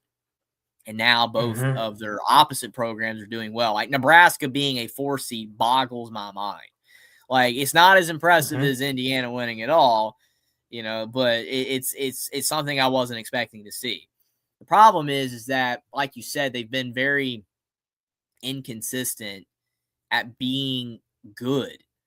Like, Nebraska's had moments in the Big Ten where they were like very, very good. Like, they started out 20-0, but like the last few games, they've been like 500. They've been like 6-6 the rest of the way. They have not been as reliably solid as they were before. They kind of had not obviously not to the same degree, because A&M hadn't done anything prior to the SEC, but like Texas A&M was leading the SEC at one point, and then they took the predictable nosedive down to a bubble team. Nebraska didn't become a bubble team, but they started out as like Miami, Ohio. Everyone was talking about Nebraska, and then they just kind of, fell apart a bit. They didn't fall apart. They're still good. Hoiberg's son and Rank Mast, like, they've got good players. They're a fun team to watch. I feel for Nebraska, because, watching Indiana football be so bad and then they get this success. I would like to see them get this win. I want to see them win. It would be cool. It's nothing against Troy, because obviously Troy winning would be cool for them. But Nebraska's never won a tournament game. Will that pressure get to them? Will Hoiberg be able to get the guys to be like, all right, you know what? Like, we've never won a tournament game, but we ain't those other teams. We're not those previous teams. This team is capable of so much more. I don't know, man. I'm with you. I'm legitimately like going back and forth here. I have made a pick on my bracket, but I don't know. I could be See, here's the convinced either way thing. as well. Here's the thing, Jeffrey. I feel like this game is catch 21, and what I mean by that is if Nebraska shoot covered off the thing, they're going to win this game because they're too good of a 3-point shooting team for Troy to keep up. But if they're not shooting the cover off the thing, Troy can stay within reach and maybe win this thing. That's what makes this so hard. And like you said, the history of them not winning a tournament game is that playing in their mental, in the back of their head, like, hey, we have a lot of pressure on ourselves here. We need this. We need this. This is by far the toughest we've had so far out of these 4-13s, 5-12 games. Because we haven't picked any of them. That's the other problem. You know, like we haven't picked any of them yet. And we got more to go, but surely one of these got to happen. You know what, Jeffrey? Give me Troy. I'm picking the upset. Give me Troy. I'm taking Troy 74-70. Give me Troy for the upset. What do you think, Will? I want Will's input. I can't remember if you said Troy or Nebraska. I don't know if you made a pick the other night. If you're still here, I'm going Troy. I feel bad. I really do. I feel bad. I mean, it's tough, but I picked Nebraska. Okay. I mean, honestly, I've gone faithfully with the bracket that I've done earlier today. And I will say on my bracket, I picked Nebraska.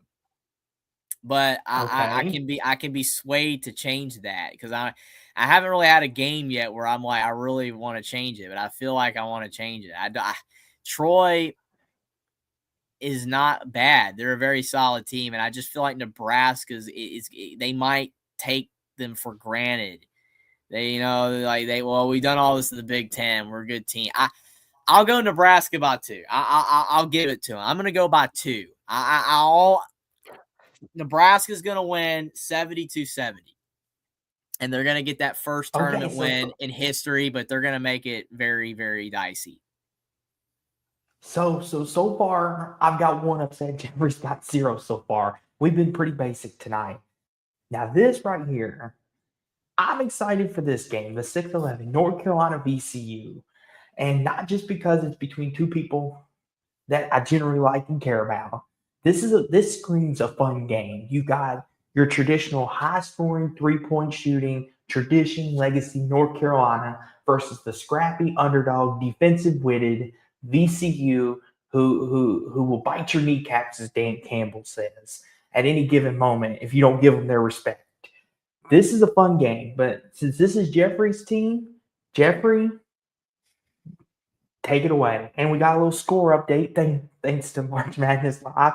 56-51 with 4:37 to go in Texas. For anyone wondering, I'll get rid of that so we don't get copyrighted. But Jeffrey, go ahead. This is your team. The floor is yours. This is painful because North Carolina with Caleb Wilson and at full strength, I don't believe that this game would be competitive in the sense of like an upset could occur. I think that North Carolina is significantly better than VCU with Caleb Wilson, but Caleb Wilson's gone and his career is over in Chapel Hill. So they got to go with Vasar in the post. And then you got to have Jaron Stevenson step up, which, I mean, he's not a bad player, but he's not consistent. The backcourt, and I said this last night, I didn't make a pick last night. I didn't even make a lean. I didn't say anything. The backcourt for North Carolina is the key to this game. VCU is going to play well. Good team. They've improved down the stretch. VCU, they're a solid team, and they gave teams fits early in the non-conference. They didn't get those key wins that they needed to not be a bubble team and be safely in. But like VCU down the stretch played very well in the A-10, and they, won the league. I mean, they're very impressive, beating Dayton, I know they didn't beat St. Louis, but like, hey, I mean, good. VCU is very solid. I just think that Bogovac, Dixon, and Tremble are the key, and I don't know if I can trust those guys because like literally Bogovac will have a game where he has none, he has 0, and the next game he has like 18. So I don't know what version we're gonna get. I don't know why is VCU defensively gonna be able to shut those guys down. Vasar's got to be big. I agree with Will that his name's very tough to pronounce, but I know who he is. I've seen him play. That guy, he gets in foul trouble a lot. If he gets in foul trouble, that helps out Carolina. But I mean, Vasar also can get in foul trouble. I hate to say it. I don't know if I'm just being like trying to be anti-biased, but I picked VCU in my bracket. I think VCU wins. I hate to say it, but I think with Carolina without K.O. Wilson, the guards are going to force things, and they're going to miss more than they make, and VCU moves on. I hate to say it. I could be wrong. I'm going to be rooting like heck for Carolina to win, but I think VCU wins. 70-66. Jeffrey, you remember last year between Creighton and Louisville, right? How I was picking Creighton and you picked Louisville. Well, Jeffrey, it's time that we flip that. You're picking VCU, I'm picking Carolina. Please let you be right. Like let's let that happen. Sorry, Will. Sorry, Will. I think Carolina, I think they're a little more athletic. I think that's what's going to give them the edge. And I think Vasar for Carolina, I think he's going to be a key factor in this game. And I think Hubert Davis and company, Carolina likes to run it. I think they're going to wear VCU down towards the second half. I'm going to go 67-64 Carolina. I think they win a grinded out type game. Illinois Penn in the 3-14 game. Now, here's the thing. I've seen some people pick this as an upset, but Jeffrey, realistically, do you think Penn has a shot? No, I don't. I think, to me, like Brad Underwood, this is the team. If you're going to go on your run, like Illinois hasn't been deep in March Madness in a long time. And I'm talking about deep, like Final Four, Elite Eight type of stuff. This is your year. Because, I mean, you're on the bracket with Carolina and VCU. And it's like, theoretically, that would be a very winnable game as well. I'm not trying to project ahead. I'm just saying that Illinois has a good path. And they've played very good basketball all season long. Yeah, they had some minor slip-ups, like losing to UCLA. They weren't perfect, but at their best, they were very dangerous. They were a very good team. Penn wasn't even the best team out of the Ivy League. That's another problem. No. Like the Ivy League kind of it sucks for them because a lot of years they're like the 13 seed, and Penn was not as strong, and they ended up winning the tournament. I think if you had a better Ivy League team playing Illinois, it would be, a better shot. I just don't think Penn's that team. So I got Illinois winning comfortably. I think they win. 86-55. Illinois. I'll go 85-60. I think they win comfortably. Okay. As you notice, even though me and Jeffrey are unanimous and we're picking the favorites, we're still putting a score out there for you bettors. Just in case we got any bettors out there that like you didn't put a score on it, we're putting scores on these for you. We're for our bettors out there. Now, Jeffrey, this is another sneaky. I'll be honest with you, Jeffrey. When the bracket was revealed, I was salivating at this game. St. Mary's, Texas A&M, the 17 game. I was salivating. I'm like, yes, you got the old guard Randy Bennett, who went 1-1 with Gonzaga, a defensive slug it out, punch you in the mouth, and make you taste your own blood kind of team against Texas A&M, who with Buzz Williams and company, this is just this is just one of them games, Jeffrey, I'm looking forward to because it's a styles clash. But go ahead, Jeffrey. Go ahead. I'll let you start. Yeah, I really like this game. I like this matchup. I saw it too right when I saw the bracket. I mean, my eyes kind of always gravitate towards St. Mary's when they're in the 7 to 10 range because it's like that. That game's going to be interesting at the very least. And St. Mary's typically wins a game. Not every time, but they typically do win a game. I remember when they beat Indiana several years ago. So they are very capable of winning. I think the problem is for Texas A&M is that when you are a team that, kind of ride or dies on your offense, and then you play a team like St. Mary's, it's just so in your face. Sometimes you just get punched in the mouth and you just never figure it out. You never get right with it. Because I mean, a lot of people play at St. Mary's thinking like, oh, well, it's St. Mary's. We should beat them. They don't play many good teams. But then, I mean, Randy Bennett, St. Mary's is one of those teams. They're not. I can't compare them to Iowa football. I'm not saying they're like Iowa football, but I've said this before about St. Mary's on other shows. They're that type of team when they're playing teams that are worse than them. They pretty consistently win every game. But when they have to play someone above their belt, like going up to the black belt and they're below that, that's when their style of play falls apart. Like if St. Mary's were to play, if they're gonna play like, okay, like Houston, I don't like, again, I'm kind of projecting, but I feel like they're out of their league. I don't think St. Mary's can hang with that type of team. But when you're playing teams that are comparable to them or worse, St. Mary's typically wins.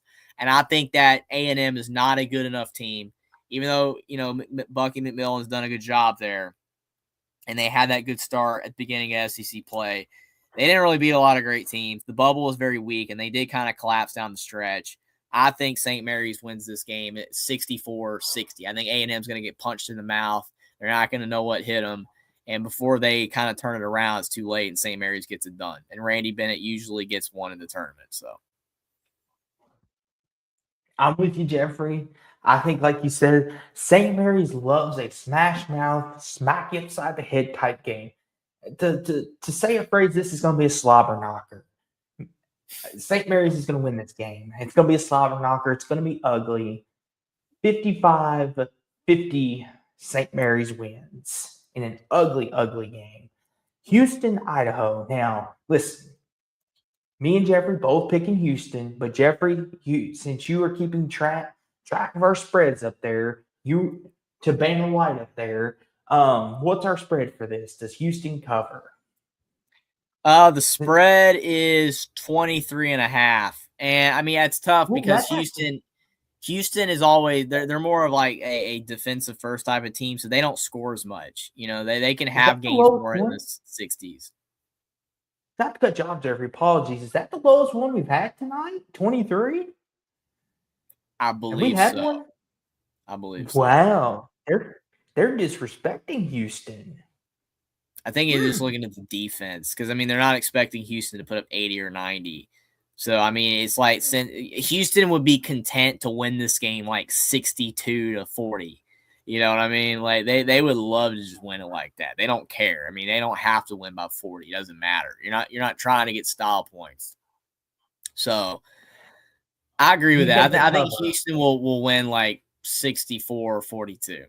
I don't even know if Idaho will crack 50. I'll go 66-48. Okay. Now, we got one more bracket left, and it's the Midwest region, of course. And then we will make our Final Four and championship picks, and then we will head on out here tonight, catch us some Z's, and get ready for tomorrow's games. But don't crack yet. We still got plenty more to go. Jackson, I see you crying in the chat. Stop it. You're going to make us cry. Anywho, Michigan Howard. What's the spread here, Jeffrey? We're both picking Michigan, of course. We done said that. But what's our spread? The Michigan Howard spread is 30. Does Michigan cover? Or do you think Howard? I would say yes. Or do you think Howard, coming off that win, is playing with a little momentum, might give him a little pushback? I'll go 90-60. So I'll say Michigan barely covers. I'll go 85-61, Michigan. Here we go, Jeffrey. Now, this is an interesting matchup. Georgia St. Louis in the 8-9 game. Here's the thing, Jeffrey. This is not a typical game when you see it on paper. This is kind of one of them weird ones. St. Louis, Georgia. This is kind of like I don't know what to think of this game. I mean, here's the thing with Georgia, they beat Alabama, they beat Kentucky. They have some really good quality wins on their schedule. St. Louis won 25 plus games in the A10, lost on a buzzer beater to Dayton. I mean, here's the thing. Which Georgia's going to show up? If we get the Georgia that beat Kentucky and beat Alabama and put up 98 points, Georgia can win this game. And I see Will saying no defense. Yeah. Mike White, it's his second go around in this tournament. He was a 9 seed last year. He's back in the same position. I don't know, Jeffrey. This is another coin flip for me. What do you think? Yeah, I mean, you could say lessons have been learned for Georgia, but obviously, Georgia disappointed last year in the tournament. I think they're just one of those teams, like we've talked about some of these other ones, the inconsistency. It's like, what Georgia are you going to get? And St. Like I Louis, said, I mean, they're really – go ahead. I was just going to say, not to cut you off, apologies. Like they beat Alabama, the team that everyone thought could win the SEC, and then they beat Kentucky, which we'll get to them in a second. It just goes to show they're inconsistent, and then they lose to Ole Miss. Explain that to me. That they're not consistent at all. I mean, it's oh, you're good. I mean, it's absolutely true. I mean, we just don't know what we're going to get from Georgia. I mean, Mike White historically, when he was at Florida and when he's been at Georgia, not every year, not every time, but a lot of years he didn't advance. That's why he didn't keep the Florida job. I think St. Louis, the problem with them is that early St. Louis looked great, and then they just kind of started to lose. Kind of like Utah State. They started to drop some games. The Rhode Island game was inexplicable. That was awful. I mean, Archie Miller has not done anything in years, and he beat St. Louis. I mean, that's terrible for St. Louis.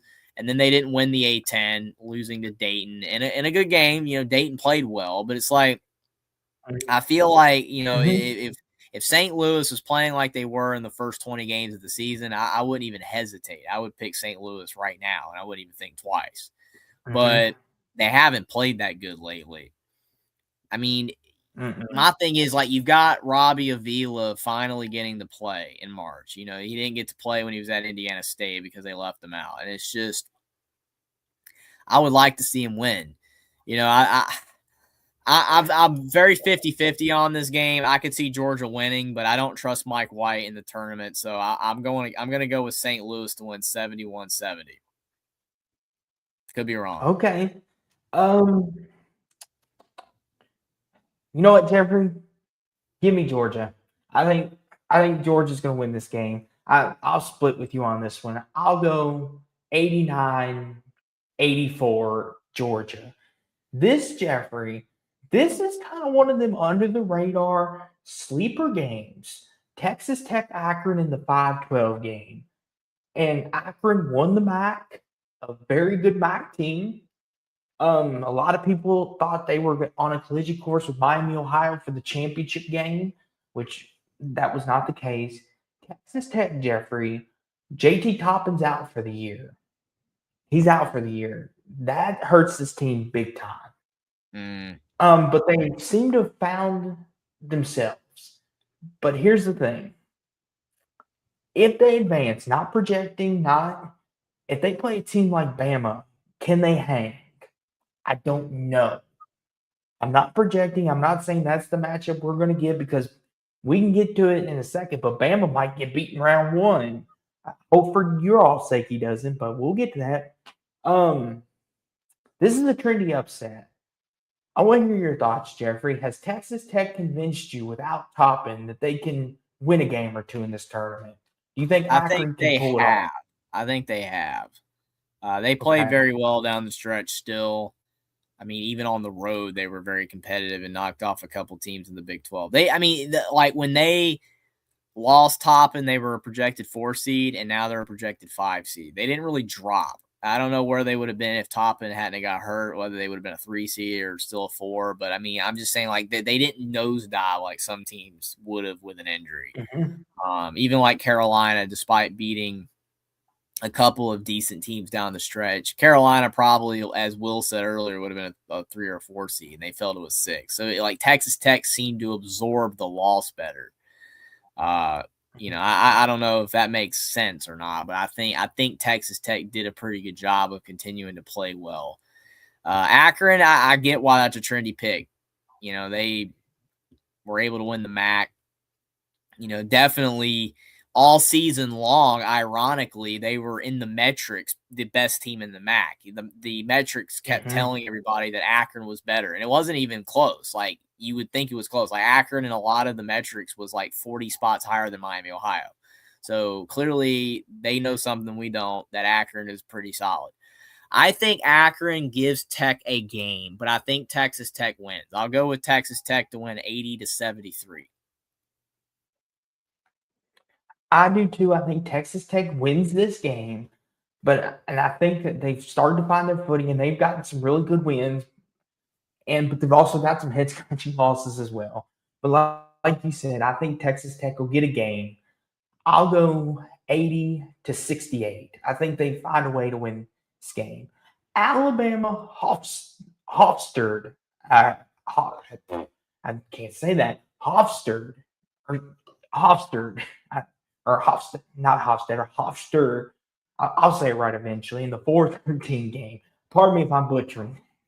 I think it's Hofstra, but I mean it's a really small school. Okay. So yeah, I think it's Hofstra. Hofstra. Here's the thing. Typically, I would say, you know what? There's no questions. There should be no, here's the thing, though. Bama just recently lost to Ole Miss, and there's some concerns with Aiden Holloway. We've seen reports out there. There's some concerns from him, and I'm sure Jeffrey is going to get into that in a minute.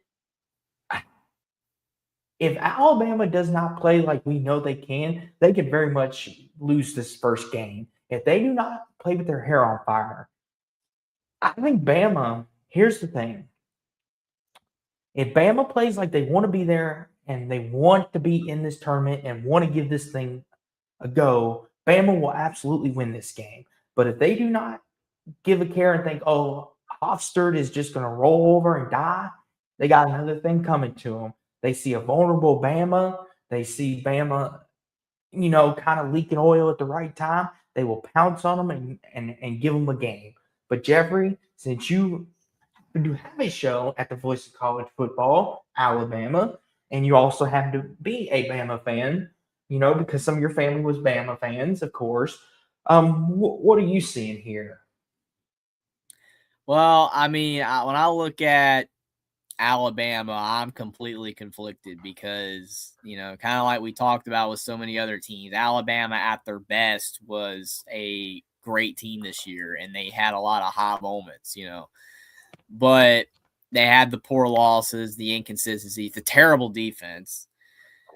We know Alabama can shoot the basketball, and we know Alabama can put up points, but defensively they're pretty bad, and that doesn't affect them most games. But now you've just lost a pretty big contributor to the team in Holloway for just horrible reasons. It's a shame. I mean, your second leading score average is 17 points, 4 assists, 3 boards because, unfortunately, certain substances were found in his apartment.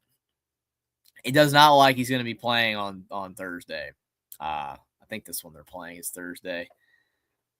Mm-hmm. Yeah.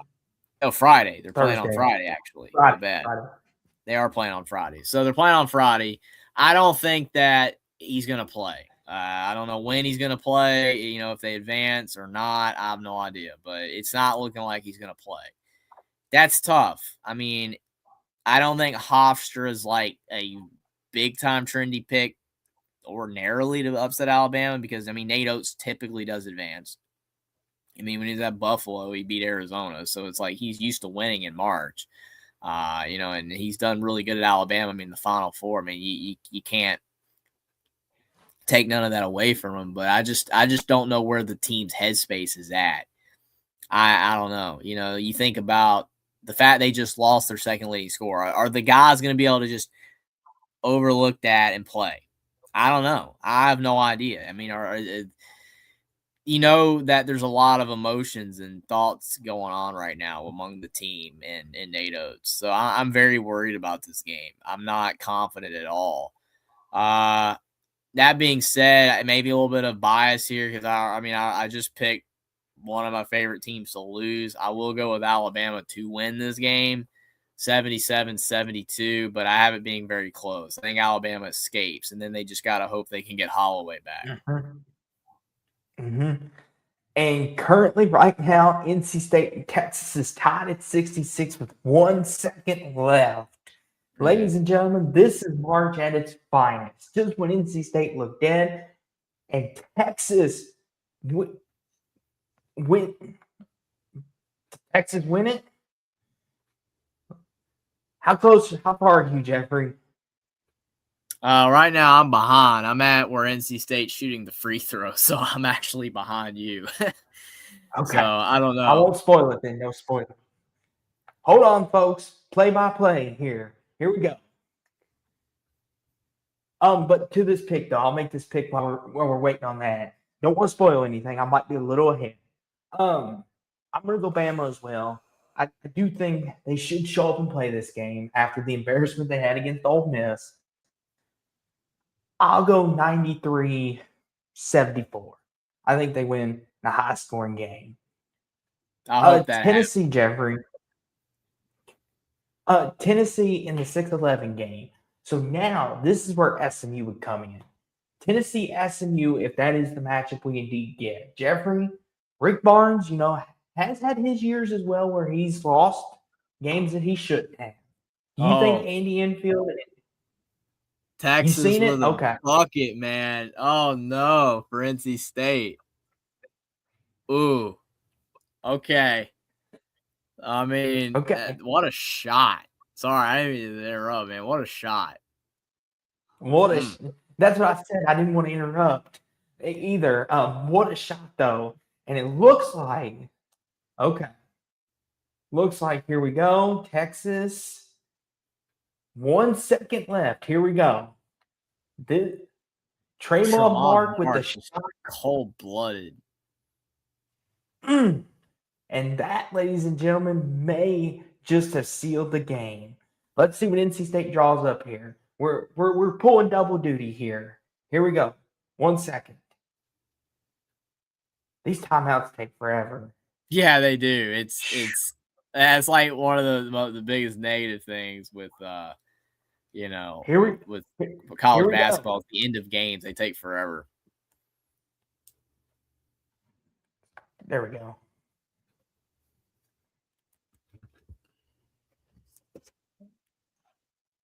And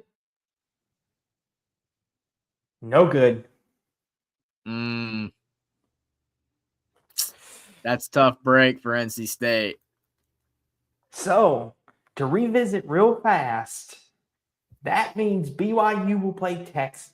Jeffrey, does that change anything for you? I'm still going BYU. For me. Okay. Just want to make sure that doesn't change anything. Okay. Now back to this. Let's finish this strong. SMU, Tennessee. Can SMU, if it is them, and this is just us projecting, it could be Miami, Ohio, but we both picked SMU, so that's who we got to ride with. SMU, Tennessee. Does SMU and Andy Enfield and Boopy Miller, can they defeat Rick Barnes? Because he's been known in March to blow a few games. And Tennessee is susceptible this year. What do you think, Jeffrey? Jackson said earlier he hopes to see Tennessee lose, which is funny. I know why. But, I mean, he's like, I hope Tennessee loses. I mean, I don't trust Rick Barnes. He has lost early a lot, but he's also won some games. It's not like he always loses. I agree with Will. I think Nate Ament's too good. If he's healthy, which it seems like he is, I think that Tennessee does squeak by 71-68. I almost picked the upset. I thought about it, but I'll go with Tennessee. We haven't picked no 11 seeds to advance either. Oh, well, you did. I haven't. Pick BC, yeah. But I'm like you, Tennessee. If they're healthy and whole, I'll go 74-66 Tennessee. All right. Now here we go, Jeffrey. We got 3 more games, and then we'll finish it out strong for the night. Virginia Wright State. And Jeffrey, Virginia's back. And Jeffrey, I don't want to spoil anything, but did you know Virginia has an offense now? They can score more than 60 points. Tell your friends, Jeffrey, Virginia basketball has an offense. Like, look Absolutely. out, ladies, Virginia. Like, look and, out, ladies, and Virginia. Jackson said, too, that if you can't beat them, join them. Because Virginia lost to Ron Odom when he was at UMBC, and now he's at Virginia. So it kind of worked out there. But Wright State, Virginia. I mean, what a great job for Ryan Odom getting them to a 3 seed. And there was a couple years where they struggled without Tony Bennett, but they got it together. I got to give it to them. They got it together. Almost won the ACC in year 1. Wright State, Jeffrey, they're a trendy pick. A lot of people think Wright State could win this game. Do you see a path that they could, or do you think Virginia hitting on all cylinders at the right time? I think Virginia's playing too well. Okay. I'm going to go with them. Here's the thing. 80-67. I think that offensively they're much better. Defensively they're still good, but I think that they can make shots.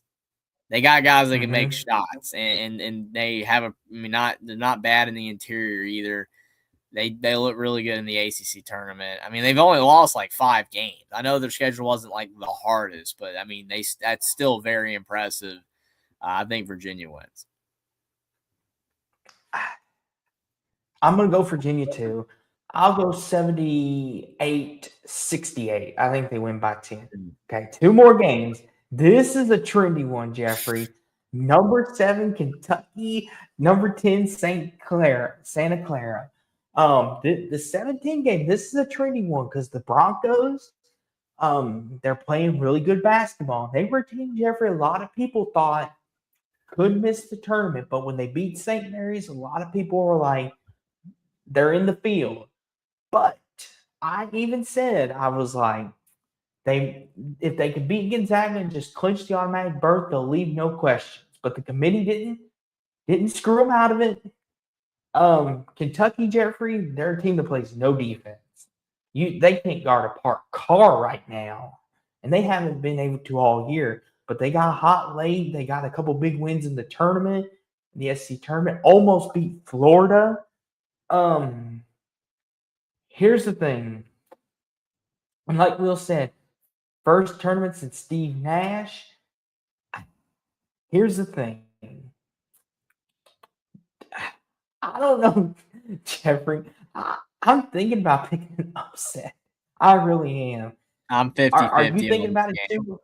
I'm 50-50. I got my bracket here, but I mean, again, I could change it. I've been tempted on a couple of these. My thing is like, how good is Santa Clara? That's the problem, because they got in the tournament because the bubble was like awful. They got in, the bubble was terrible. And like, you look at like their key games that they played, and I mean, they kind of were just riding and dying off the fact that they beat St. Mary's twice, which is impressive. Don't get me wrong. I mean, beating them twice is impressive. They lost them once. They went 2-1 against them, but against Gonzaga, they were competitive, but they weren't like overtly competitive. They lost to St. Louis as well in the non-conference by 1. I don't know. I like Santa Clara. I mean, every time I watched them, it just seemed like they kind of were like, they needed a little more. Now, that being said, with Kentucky, I don't think Kentucky's that great either. I mean, I think Otega-Owe is solid. I think Aberdeen's all right. But I mean, I don't think their team is that good. You know, I think Mark Pope, they're very inconsistent. They're very flawed. I mean, they got a couple decent wins, but overall they were just run of the mill.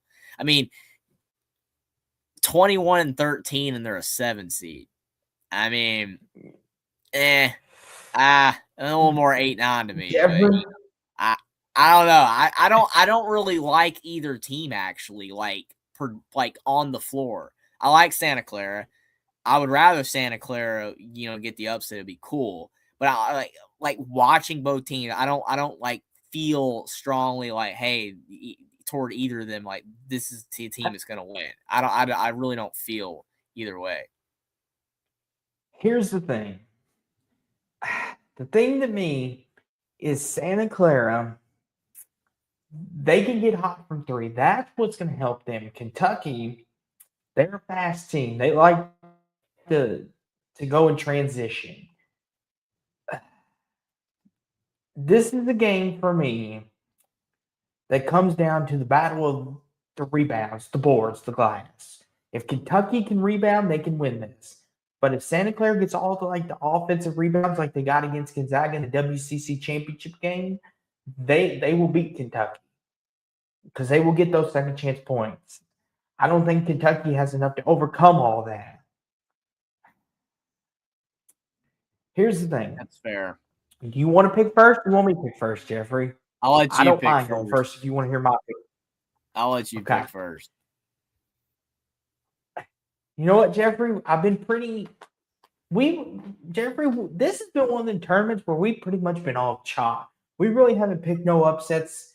Now that may change when we do our Final Four here in just a sec. But I'm gonna take Santa Clara. I think they pull it out.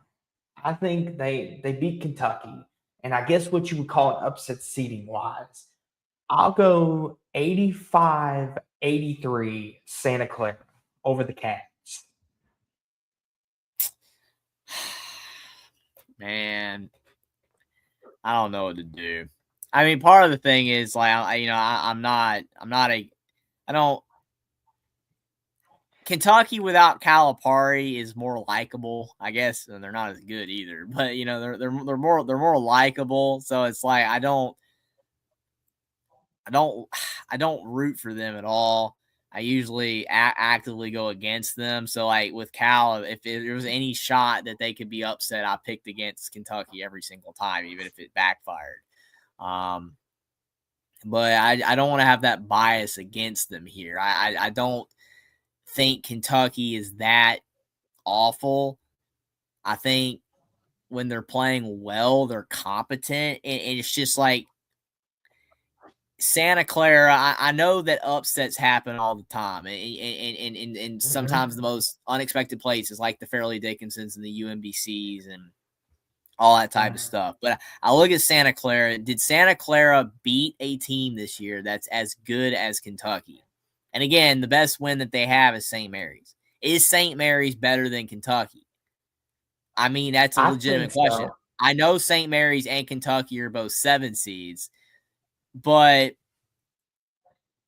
St. Mary's is good because their coach is good and they're well, and they play a unique.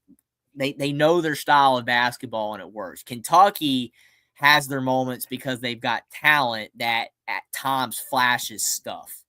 And it's like, can Santa Clara handle an Owe? Can Santa Clara handle an Aberdeen if they get on a roll? Because they can do that. That's the thing. I mean, when Kentucky is playing well, they are not dangerous, but they're at least above competent. So if this helps you make your pick, Jeffrey, in the WCC championship game, Granike had 2 points at halftime against Santa Clara.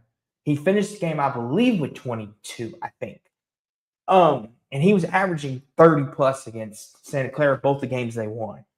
So that ought to tell you, and Graham Ike is a big guy, and they were able to play the defense to get him out of the paint. If that helps you make the pick any. They have the ability to slow down the superstar. It can be done.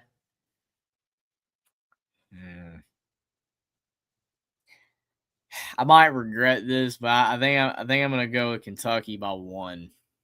I'll go Oh. Kentucky 69-68. I don't like it, but I'll go with that.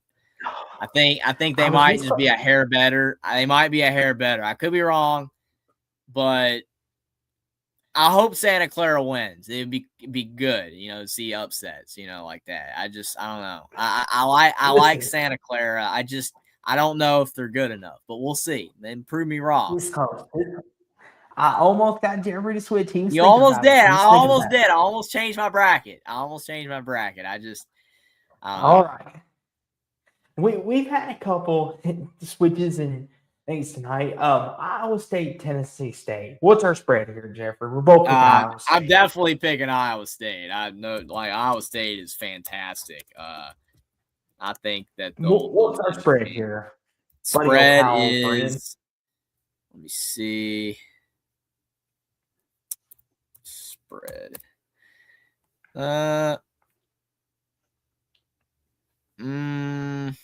25. Ooh, okay. They're like Houston, not giving them a lot of love. I think they win by more than that. I'll go Iowa State by like 30. I'll go like 85-55. I think that they're that good. I'll go 82-48. Okay. That was all of our first round picks. Now we're not going to go game by game because we'll be here all night. But before we leave you tonight, we are going to give you our Final Four and championship game picks. And me and Jeffrey will not make any promises. We won't make any promises. But if me and Jeffrey both have time, when the Final Four comes around, we might do like we did last year and come back around to this. We might. Won't make no promises, but me and Jeffrey will try our best to come back and talk about it. I'm sure if we're able to, our picks will age like milk. I'm sure they'll be absolutely terrible. Mine will probably be abysmal, but we'll see. Okay, so here's the thing. The East region, since that's the hardest, Jeffrey, we're gonna leave that for last. We're gonna marinate on that. Let's start with these other regions. We'll leave the best region for last. So Jeffrey, how about let's start in the region below it. Let's go to the South. Do you want to pick the South first, or do you want me to pick? I can pick it first. Last night the guys convinced me to, because I was going to go with the obvious pick, and I was going to go with the national champions. But they convinced me not to go with Florida. I picked Houston in my bracket, and I went with Houston to make it to the Final Four and win that region. I think Florida's got a great shot. Obviously, they're really, really good, and I think Illinois has an outside chance. But I think Houston's my pick. Okay, for the South, I'm going Florida. I'm picking the Gators. It's fair. I'm going Gators. And I know the Elite Eight's in Houston if that's the draw.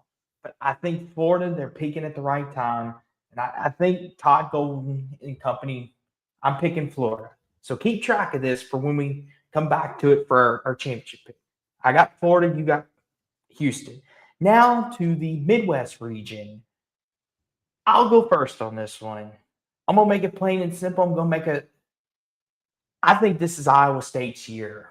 Give me the Cyclones. I think this is their year. They're finally healthy. They're playing good basketball. Joshua Jackson, Tamin Lipsey. I picked them last year. They got injured, screwed it all up. I think this is the year for Ossenberger. This is the team. Give me Iowa State. They're going to take Michigan down in the Elite Eight. And I have Michigan and Iowa State in my Elite Eight. And I've got Michigan. I do too. So I hate that because I would rather Iowa State do it. I like Iowa State's team. I like Otzelberger. I would rather see them do it. And you could be right. Kind of like how with Houston, Florida. It could be Florida. But I did pick Michigan. Yeah. Hopefully, I hope it's Iowa State, though. The West region. Now, here's the thing. I could be that friend and make Jeffrey pick the East first. But you know what? I'll let Jeffrey pick the West first, and I'll pick the East first. I'll take the hard one on first. Jeffrey, who's your pick for the West? I don't trust them. I don't trust them because they've choked so many times before. But all season long, they've been the best team in that. They've been the best team that's in that region. That's why they're the 1 seed. But I got Arizona beating Gonzaga in the Elite Eight. I got Arizona in that region. Okay.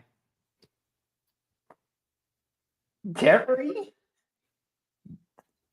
I'm smiling because you're about ready. You're gonna lose your mind once you hear about I'm sure you probably pick Wisconsin.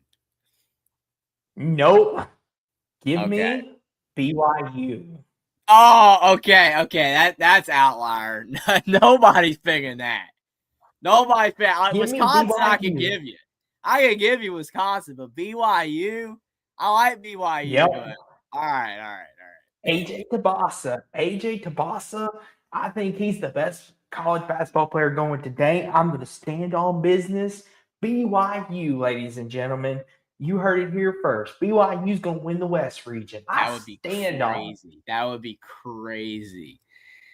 Oh, Jeffrey, man. If me and Jeffrey get a chance to come back to this and BYU's playing in Indianapolis, I'm going to take the biggest victory lap. I might run around the yard on air. It would be bigger than Florida 8-4. It would be way bigger. That would be nuts. I hope at least BYU advances a couple games to make it interesting for you on that. Hopefully they at least go to the Sweet 16. So, but BYU's my pick on that. I'm going a little trendy. The East region. Here we go. This is the toughest region. Are you going safe pick like I've kind of done, or are you gonna go with an outlier again like BYU? Here's the thing. I don't know your pick, Jeffrey, and you've kind of picked all safe. Jeffrey, I'm a hoping since this is the last one, you're gonna spice it up. You know what, Jeffrey? This might be a long shot. It may not happen. You're gonna pick Michigan State. Nope. St. John's. Nope. I'm going to pick Kansas. Okay. I was not expecting that one. Not expecting that one. I mean, you never know. I mean, honestly, you could talk me into any of those top 5. Mm-hmm. Any of them. Even Kansas. That's out of those 5, I think they're the least likely. But I really tussled with 3 teams. The 3 teams that I really thought about picking in this region was St. John's, Michigan State, and Duke. And I almost went with St. John's for real. How Pitino and just, but then I more thought about offensively, teams that struggle offensively don't tend to go all the way. Even Houston's fallen short a lot. But I looked at that Houston's region. I'm like, I think Houston can get there. I don't know, man. I think I went with Duke, Michigan State in the Elite Eight, and unfortunately, I went with Duke to win. I hope I'm wrong. I mean, I went safe because it went like that last year, and it just feels like the teams at the top are so strong. Like Michigan State, I like Izzo a lot, but I look at his team and I just see flaws, and then I look at St. John's and there's a lot of flaws. Duke has the injuries, but you get Gungba back maybe, and then I think that team is just too deep. I think that they're just too good. Here's the thing with Kansas. I know a lot of people will say, why would you pick that, Austin? There's a lot of questions. Here's the thing. Not just because it's Bill Self, but I generally think if Daryl Peterson is healthy and wants to be there, I think Kansas can be a special team. They've got the talent to do it. And I think they are determined. I think Bill Self is tired of listening to everyone saying that he has a load management team, that his team doesn't care. And I think he's coming into this tournament to play to prove people wrong. And when Bill Self is motivated, there's nothing more dangerous, in my opinion. And I think Kansas, they're going to surprise a lot of people. So in my Final Four, I've got Kansas, Florida, Iowa State, and BYU. Jeffrey and I went lame, and I've got Duke, Michigan, Arizona, and Houston. So yeah, it's kind of lame. Jeffrey, you went all chalk. Okay, so the way this shapes out It would be Florida, Kansas, Iowa State, right? Yeah. Iowa State and BYU for the Final Four games. So Jeffrey, let's start with yours. Let's start with Duke. Your Duke. Who'd you have Duke playing? Houston. Okay. Who would be the winner? Who would be playing for the championship? Now, I'm telling you right now that my picks right now, I do not expect them to age well. And definitely when we revisit this with the Final Four, hopefully, I like you said, it's a much better shot to get it right once you get to the Final Four than it is now. Now it's like it's up in the air. Anything can happen. I have Duke in my bracket, the one bracket I've made. I guess I'll just stick with this bracket. I don't have to make any more. But I've got Duke beating Houston. Okay. I got Florida beating Kansas. I got the Gators going back to the title game. And then Iowa State, BYU, I got Iowa State. I think it's going to be Florida, Iowa State for the championship. Who's your championship game, Jeffrey? I've got the championship game being Michigan Duke. It's lame. Okay. Again, it's so lame. I think this is the year. I think Iowa State wins it all. I'm going Cyclones as my national champion. I would be okay with that. That would be cool. That would be really cool. I think TJ Austensberger wins it this year. All right, Jeffrey, let's get to your boring pick here. Yeah, I went with Michigan. Michigan's got okay. I got them winning the championship, and I hope that doesn't happen because Dusty May, like Kelvin Sampson, it should have been in Indiana, but Indiana somehow fumbled the bag over and over and let Kelvin Sampson go, and then didn't get Dusty May and kept Woodson, which was the all-time stupidest move of all time. But it is what it is. And if Dusty May wins the championship in Michigan, Indiana fans they're going to feel that one for a long time. That football banner helps, but it's going to hurt. So I don't want that to happen, but it's just like, it just feels like those teams at the top are playing the best basketball. I mean, I know a couple injuries. Michigan has an injury to Casey, but he's a backup guard. Michigan's still deep. Michigan's still talented. Could be wrong. I hope I'm wrong. If Michigan wins, congrats to Michigan fans, but I don't want that to happen, but I didn't really know what to go with. I put my bracket together really fast. I ain't gonna lie, I didn't really put as much thought as I could have on these. But again, it's a lot of games. Things are gonna get clearer. If able to revisit this, I think it'll be a better shot once you get to like an Elite Eight or a Final Four to actually get it right. Then now it's impossible. Yes. No one's gonna get it right. No one's gonna get it right. So if your Final Four happens, I would rather your Final Four happen than mine. Your Final Four would be Kansas, cool. Florida, BYU, Iowa State. That would be cool. I would like to see that. And you never know. I mean, Carolina made its Final Four as an 8 seed, and VCU and the UCLA's. You never know. It can happen. There could be a team that neither of us think could do it. You never know. Yeah. And I will say this too. Like I said, not to go too long on a tangent. See, and I know Jeffrey's staying safe, which is fine, but I don't want his bracket. I don't want his Final Four. No.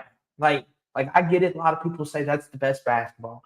I much rather would have a collective field of you've got a team in BYU, you've got Florida.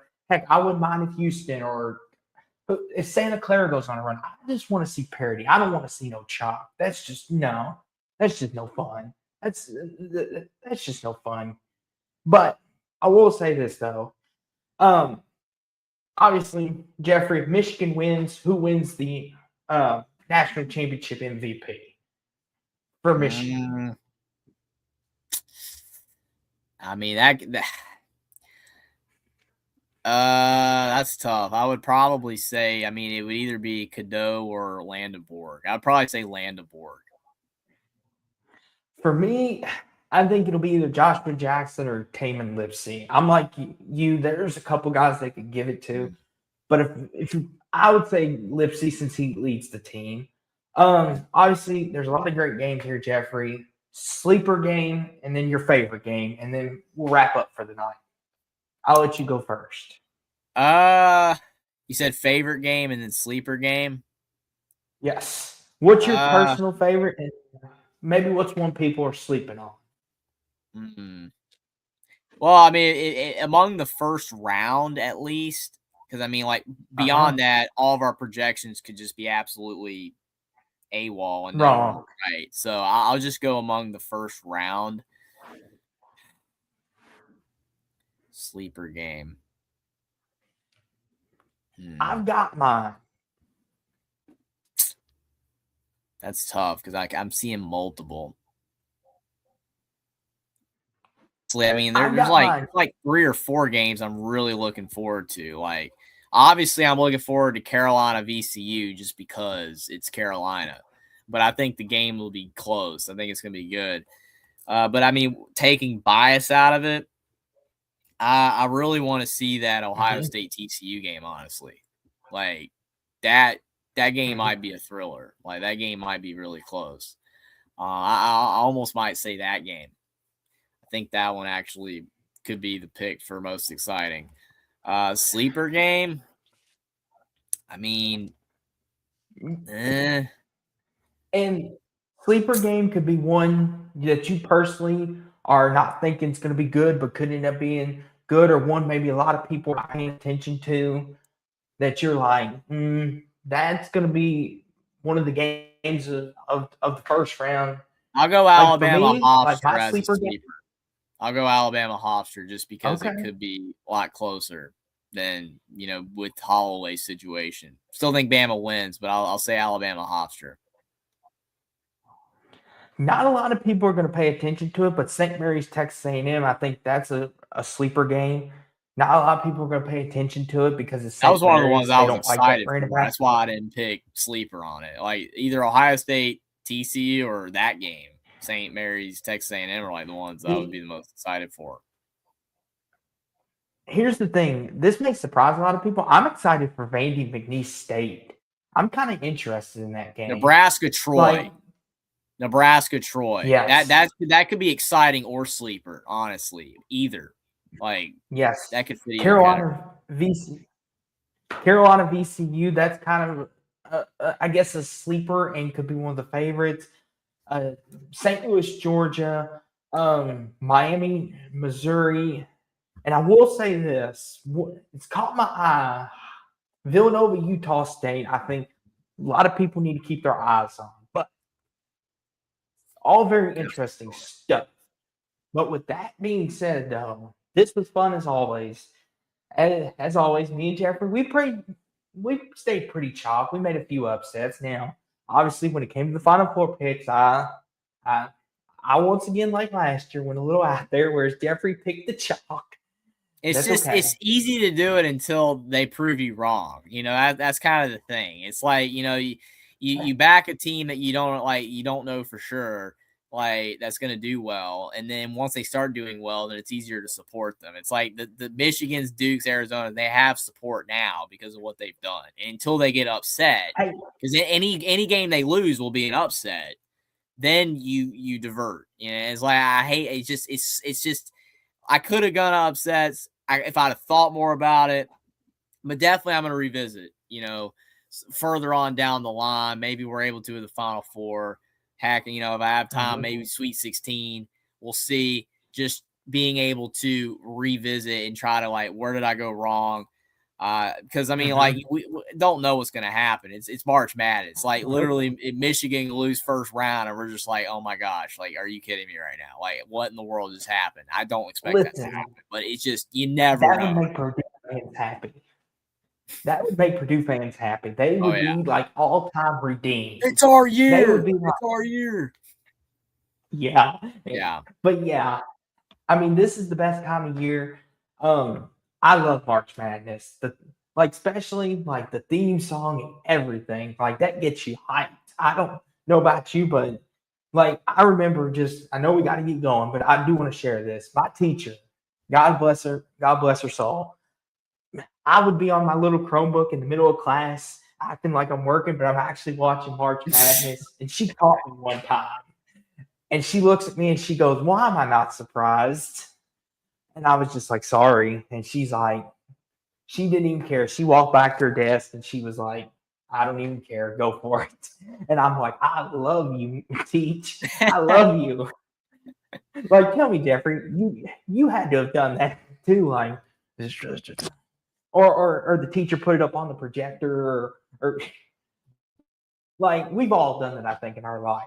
But that's just the Absolutely. I mean, beauty of it. Now, I've sneak glances at games for sure. Like when you're trying, you got to be doing other stuff. I mean, it's just you try to kind of get your work done. But it's March Madness. It comes around once a year. It's the greatest tournament in all of sports. yes, And whether you're at work or at school, we're all sneaking glances. I've done my fair share, so we can't help it. It's in our nature to watch March Madness. When you love it, yes, and it's. I'm excited to see what happens. And like you said, yes, one shining moment, great song. I love the CBS, TNT, all that. Just the theme for that as well. It's so good. It just gives you chills every time you hear it. yes. And yeah, I can't wait. And I'm hoping again, rather your Final Four than mine, but definitely excited to see which of our picks age worse, and also the games we disagreed on, which ones we end up being right. Because we only disagree on a few games, like which ones, go which way. So be really interesting. I was about to say,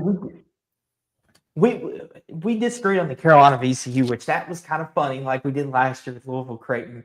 Like if I end up being right, if we, like I said, it's gonna be one of them where I'm gonna be like, I told you, Jeffrey, don't ever doubt your boys. But yeah, it's always a pleasure getting to do this with Jeffrey as well. And to everyone out there, I hope y'all enjoyed it. And like Jeffrey said, if we get a chance to revisit this, we will surely do that. Me and Jeffrey, when we're wrong, we will tell you we are wrong.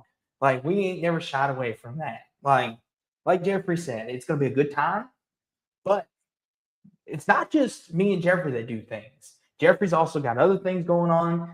I've got things going on. But Jeffrey, tell the people what you've got going on, first of all, since this is your platform. I appreciate that. I mean, definitely for those who haven't subscribed already, if you enjoyed the show, if you enjoy watching the show, subscribe to Only Talk Sports. Also subscribe to Sports Talk with Austin as well. Both of us making content all the time. Same with, good friends Will and Jackson as well. We're all making content talking about basketball, football, and a bunch of stuff going on. It's always fun talking sports with all of you guys. Couldn't do it without everybody in chat. And I should be sometime doing a play-by-play. I don't know when, but I am going to do a play-by-play reaction to honor Caden the Diesel Freak, reaching the goal the other night. I appreciate that. Appreciate the super chat tonight as well, Caden. Definitely will find time to fit a play-by-play in, and I'm sure I'll be doing more live streams and shows and get more videos and all that type of stuff in the future. So definitely appreciate all of that. And yeah, definitely you, Austin, as well. Let everybody know where they can find you and what you got coming up.